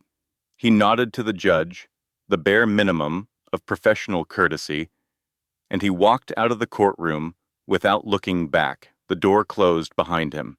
Richard Sterling sat alone at the plaintiff's table. No lawyer, no mistress, no associates, no allies. Just a man in a $5,000 suit, surrounded by the smoldering ruins of every lie he had ever told. Judge Hawthorne took her time. She did not rush. She did not summarize. She went through every piece of evidence methodically, referencing exhibits by number, citing specific findings from David Torres's forensic report, quoting testimony from the transcript. It was a performance of judicial precision that would later be cited in law school textbooks as an example of how to issue a ruling in a complex financial abuse case. The courtroom was silent. Richard sat at the plaintiff's table, with his hands flat on the wood, as if trying to hold himself steady against a current that was pulling him under. Sarah sat at the defendant's table, with Maggie on one side and her hand on her belly on the other. In the back row, Arthur Pendleton leaned forward, his elbows on his knees, his eyes fixed on the judge. "This court has reviewed the evidence presented by both parties," Judge Hawthorne began, "and I must be frank. In my years on this bench, I have rarely seen a case involving such systematic deception, such deliberate cruelty, and such flagrant abuse of the legal process." She looked at Richard. "Mr. Sterling, you submitted a financial disclosure to this court swearing that your total assets were approximately $4 million. The forensic evidence presented today reveals that you are the beneficial owner of at least 3 shell companies: Blue Heron LLC, Redtail Holdings, and Cascade Ventures, collectively holding approximately $14 million in real estate and investments that you did not disclose. This is not an oversight. This is fraud." Richard did not move. "Furthermore," Hawthorne continued, "this court has reviewed the prenuptial agreement upon which you rely. That agreement was signed based on financial representations that were, at best, materially incomplete and, at worst, deliberately fraudulent. The law is clear. A prenuptial agreement obtained through misrepresentation is voidable. This court hereby declares the prenuptial agreement null and void." Sarah let out a breath she did not know she had been holding. Regarding the division of assets, Hawthorne continued, "The evidence establishes that Mrs. Sterling was not merely a spouse who supported the household. She was the co-founder of Sterling Properties. Her name appears on the original state incorporation filing as co-founder and chief financial officer. She signed the business loans that launched the company. She managed the finances during its critical early years. The fact that Mr. Sterling subsequently removed her from the company's public profile and board of directors does not erase her foundational contribution." Hawthorne turned a page.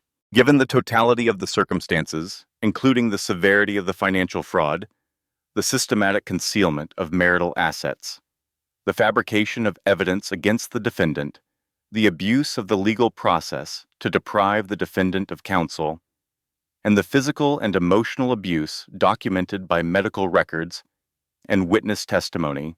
This court awards the defendant, Sarah Bennett Sterling, 65% of all marital and hidden assets. Based on the forensic accounting presented, this equates to approximately $11.7 million. Richard flinched. It was the first visible reaction he had shown since Conrad walked out. Hawthorne was not finished. Additionally, this court issues an emergency protective order for Mrs. Sterling and her unborn child. Mr. Sterling is prohibited from contacting Mrs. Sterling directly or through intermediaries, from approaching within 500 feet of her residence, and from making any financial transactions involving marital assets pending final distribution. Furthermore, this court is referring all evidence of wire fraud, tax evasion, perjury, witness tampering, and fabrication of evidence to the United States Attorney's Office for Federal Criminal Investigation. This court does not have jurisdiction over criminal matters, but I will note for the record that the evidence before me suggests conduct that warrants serious prosecutorial attention. Finally, Mr. Sterling's passport is hereby confiscated and his domestic assets frozen pending the federal investigation. Hawthorne set down her papers. She looked at Sarah. Mrs. Sterling, this court recognizes what you have endured: the financial abuse, the fabricated evidence, the physical assault on your person while pregnant. These are not merely legal violations. They are acts of cruelty, and this court does not take them lightly. Sarah nodded. She did not cry. She had done enough crying in courtrooms. Hawthorne looked at Richard one final time. Mr. Sterling, let me offer you a piece of unsolicited wisdom. You have spent the last 7 years treating people as assets to be acquired and discarded. You treated your wife as an obsolete model. You treated the law as a suggestion. You treated this court as a rubber stamp for your convenience. The law is patient, Mr. Sterling, but it is not weak. And today, it remembers what you forgot: that every person you step on while climbing the ladder might be the one holding it steady. Court is adjourned. The gavel fell one final time. Richard was escorted out by 2 officers. He was not handcuffed. The matters before him were civil, and the criminal investigation had not yet produced charges. But his passport was gone, his assets were frozen, and his lawyer had abandoned him. As Richard walked up the aisle toward the courtroom doors, he passed Sarah's table. He stopped. He looked at her belly, then at her face. His expression was not remorse. Narcissists do not feel remorse. It was the cold, calculating fury of a man who had been beaten and would spend the rest of his life convincing himself it was someone else's fault. This is not over, Richard said quietly. I will be out in 3 years, and I will remember this. Sarah looked him in the eye. Her hand rested on her belly. Her cheek still bore the scratches from Jessica's nails. She did not flinch. She did not look away. And I will be ready, she said. Deputy Miller took Richard's arm. Firmly, not roughly, but with the unmistakable authority of a man who had watched a pregnant woman get kicked on a hallway floor and had been waiting weeks for this moment. Time to go, Mr. Sterling, Miller said. Richard was led through the doors. They swung shut behind him. Sarah sat at the defendant's table for a long time after the courtroom emptied. Maggie sat next to her. David Torres gathered his files quietly. The court reporter packed up her equipment. Judge Hawthorne had returned to her chambers. The room was still. The afternoon light came through the high windows and fell across the empty gallery in long, warm rectangles. You did it, Maggie said softly. We did it, Sarah corrected. All of us. Maggie shook her head. You filed that complaint from a hospital bed, Sarah. You represented yourself at the first hearing. You cross-examined Jessica Vane while 8 months pregnant with scratches on your face. You did this. Own it." Sarah pressed her hand to her belly.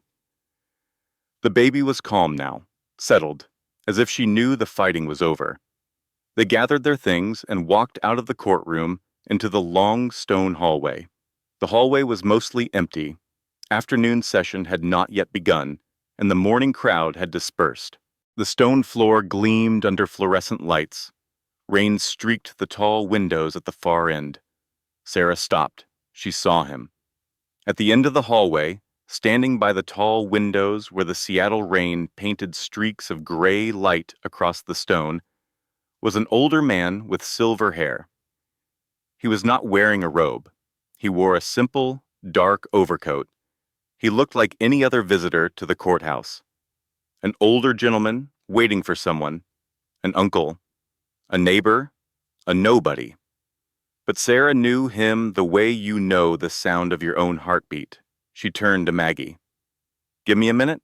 Maggie looked down the hallway. She saw the older man. She did not know who he was, but she had worked enough cases to know when someone needed a private moment. "Take your time," Maggie said. "I will be in the lobby." Sarah walked down the hallway. Her steps were slow. Her hand was on her belly. Her eyes were blurring. Each step echoed against the stone, and each echo sounded like a year. 10 steps, 10 years. 10 years of silence and stubbornness and regret. Arthur watched her come. He stood very still, the way he stood when he was on the bench, and the weight of a verdict was settling onto his shoulders. But his chin trembled. He did not try to hide it.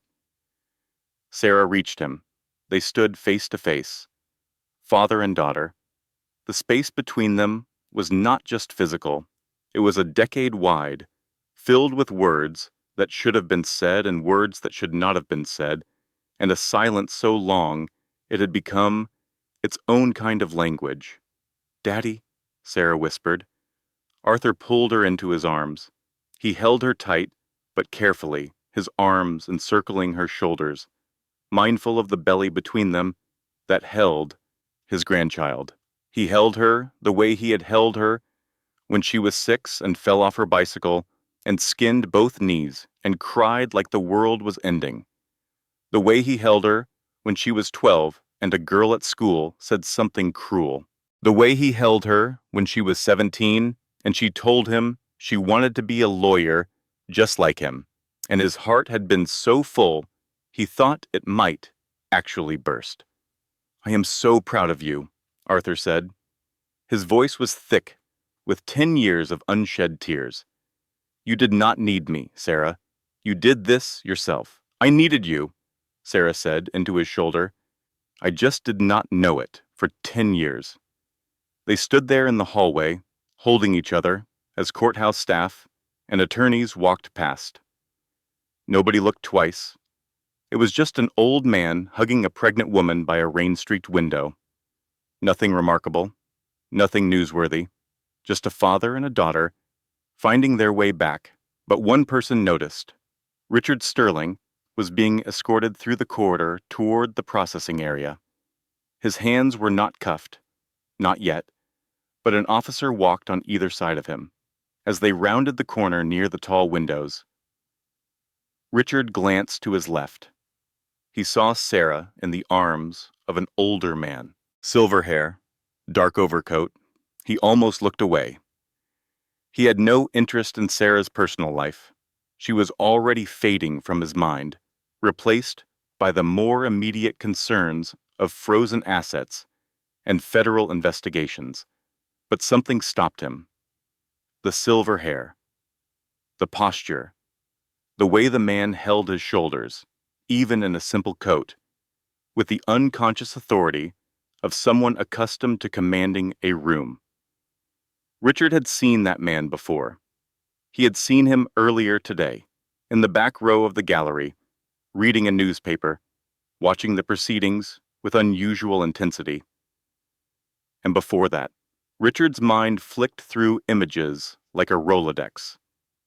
The courthouse hallway, the brass nameplates outside the judge's chambers on the 4th floor, He had walked past them dozens of times during this case, back when Conrad was still his lawyer, and they would stroll the halls between hearings.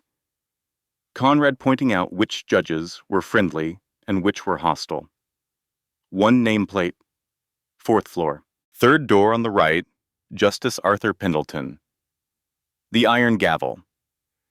Richard stopped walking. The officer on his left said, "Keep moving, Mr. Sterling." But Richard did not move. He stared at the scene by the window.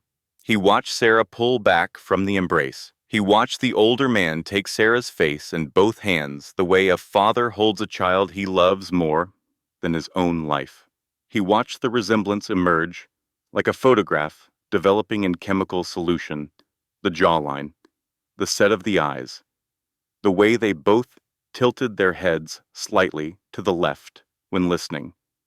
The nobody, the insignificant public sector lawyer named Arthur Bennett, the father-in-law Richard had dismissed with a laugh and a wave and a single word. Nobody. That nobody was a senior justice of the State Superior Court of Washington. Everything Richard had said about Sarah's family, every assumption he had made, every dismissal, every sneer came rushing back. He had told Jessica that Sarah's father was dead or irrelevant. He had told Conrad the same. He had never checked. He had never asked. Because Richard Sterling did not investigate the people he considered beneath him. And that, in the end, was how he lost everything. Richard's mouth opened.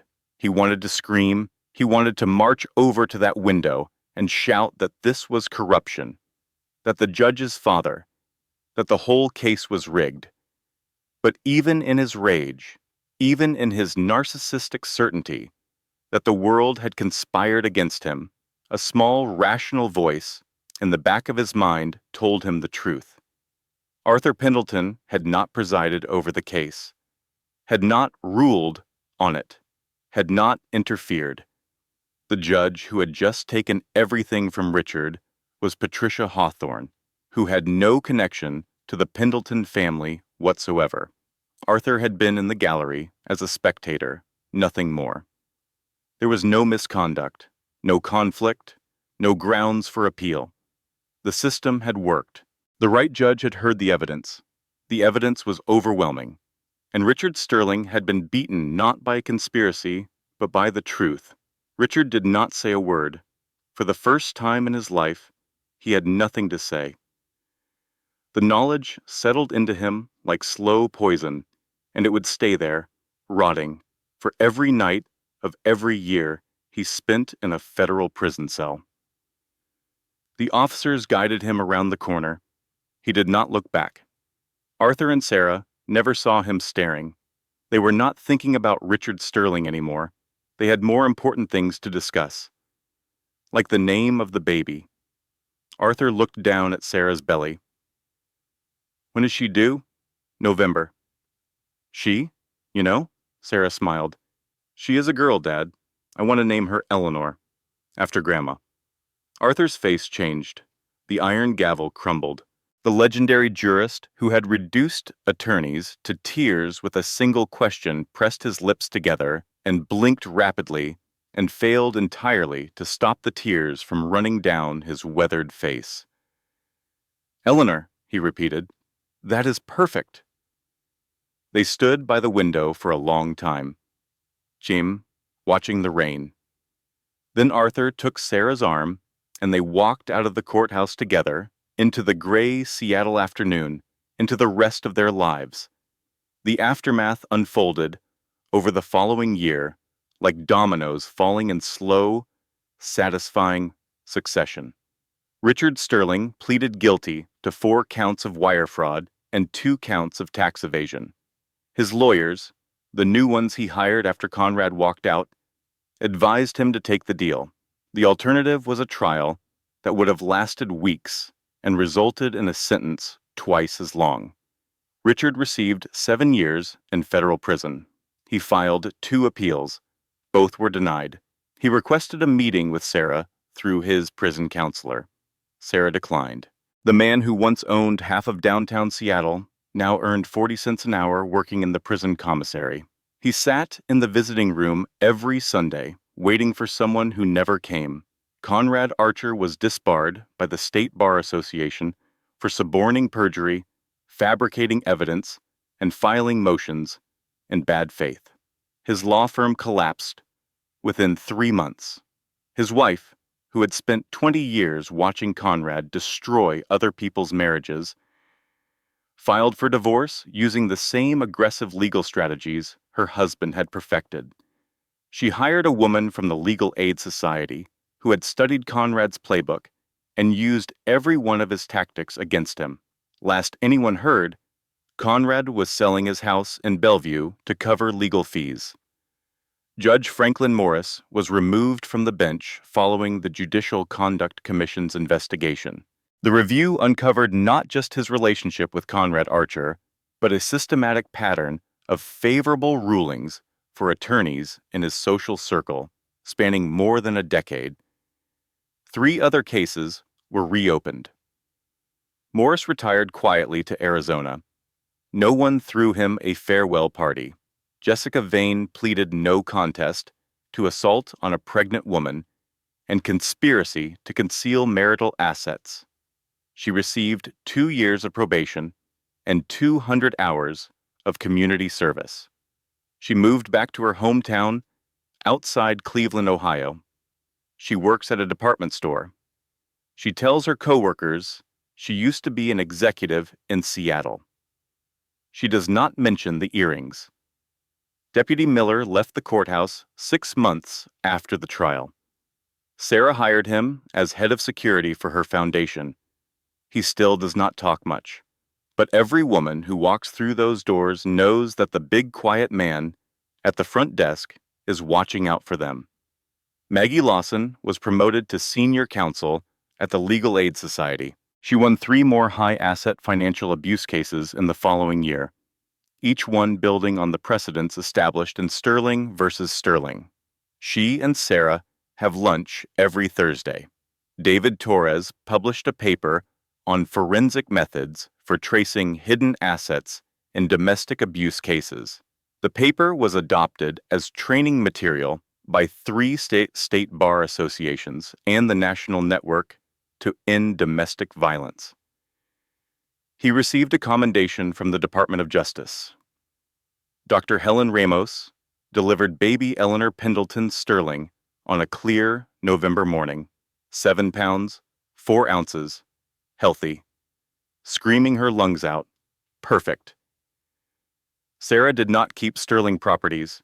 She sold the company's assets, the commercial buildings, the penthouse lease, the development projects.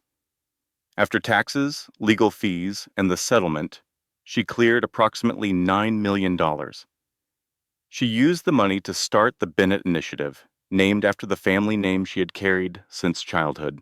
The foundation provides 3 things to women trapped in financial abuse: free legal representation, forensic accounting services, and emergency housing for women and children who have been evicted from their homes with nothing. The Bennett Initiative operates out of a converted warehouse in Pioneer Square, 3 blocks from Maggie Lawson's legal aid office. The front desk is staffed by a large, quiet man named Deputy Miller, who never smiles but makes every woman who walks through the door feel safe. 1 year later, a rainy Tuesday in Seattle. It was always a rainy Tuesday in Seattle. The city seemed to specialize in them. Sarah walked into a small coffee shop near the courthouse. She was wearing a simple raincoat and her grandmother's diamond earrings.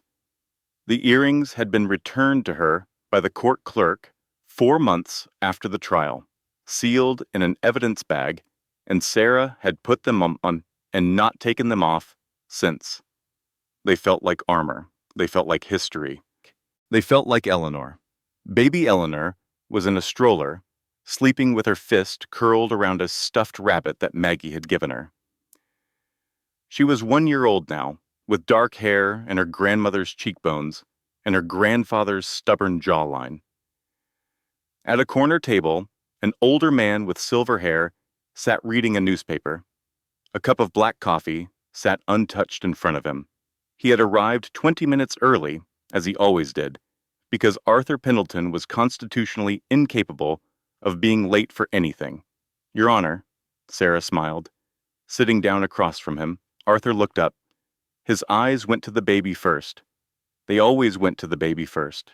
His entire face softened. The iron gavel, the terror of unprepared attorneys, the legend of the state bench dissolved completely. In his place was a grandfather, just a grandfather, looking at his granddaughter with the uncomplicated adoration that grandparents have perfected since the beginning of time. I told you, Arthur said. Outside the courtroom, it is just Dad. Old habits, Sarah laughed. Eleanor woke up. She blinked at the fluorescent lights. She looked around the coffee shop with the wide, curious eyes of a child seeing the world for the first time every single day. Then she saw the man across the table. She reached out with tiny fingers. Arthur took her hand, her entire fist wrapped around his index finger and held on with a grip that was surprisingly strong. She has your mother's eyes, Arthur said quietly. Sarah reached across the table and took his other hand. The three of them sat there for a moment, connected by touch. 3 generations of a family that had been broken and mended and was stronger at the broken places. Lunch is on me today, Sarah said. I think I can afford it. Arthur squeezed her hand. His eyes were bright. I am just glad you can afford to smile again. They sat there for hours, not talking about law or money or Richard Sterling or shell companies or prenuptial agreements, talking about Eleanor's first tooth coming in, about the foundation's new office downtown, about whether Arthur would finally retire next year and teach Eleanor to fish at the lake house in the San Juan Islands, about what kind of cake to have at Eleanor's first birthday party, about nothing, about everything. On Sarah's wrist, beneath the sleeve of her raincoat, she wore a simple silver bracelet. Engraved on the inside, in letters small enough that you would have to look closely to read them, were 3 initials: E.P.S. Eleanor Pendleton Sterling. 2 bloodlines, 2 last names, 1 family, broken apart by pride and put back together by something stronger. Outside, the Seattle rain kept falling. It fell on the courthouse, where justice had been served. It fell on the motel where Sarah had spent her darkest nights. It fell on the prison in Oregon, where Richard Sterling stared at concrete walls. It fell on the coffee shop window, running in silver streaks, blurring the world outside into something soft and impressionistic. But inside, it was warm. Sarah Sterling had learned the hardest lesson the hard way. Money cannot buy loyalty, power cannot buy love, and the most expensive lawyers in the world cannot protect you from the truth. But she had also learned something that most people never do, something beautiful and terrible and worth every tear she had ever shed. The people who truly love you will wait, even if it takes 10 years, even if you told them you hated them, even if you slammed every door and changed every lock and said every cruel thing you could think of to drive them away. They will still be there when you finally knock. Richard Sterling lost everything because he made the oldest mistake in the book. He confused kindness for weakness. He thought Sarah was stupid because she was trusting. He thought she was helpless because she was gentle. And he never, not once in 7 years of marriage, bothered to find out who raised her. Because if he had, he would have known. You do not mess with a wolf's cub while the alpha is watching. What do you think? Did Richard get what he deserved? Would you have forgiven your father after 10 years of silence? And what would you have done if you were Sarah, lying in that hospital bed with a pen in your hand and a settlement offer for $25,000? Would you have signed? Drop your answer in the comments. Hit that like button if you believe in karma. Share this with someone who needs to hear it today. and subscribe, because next week's story is even wilder. Thanks for watching.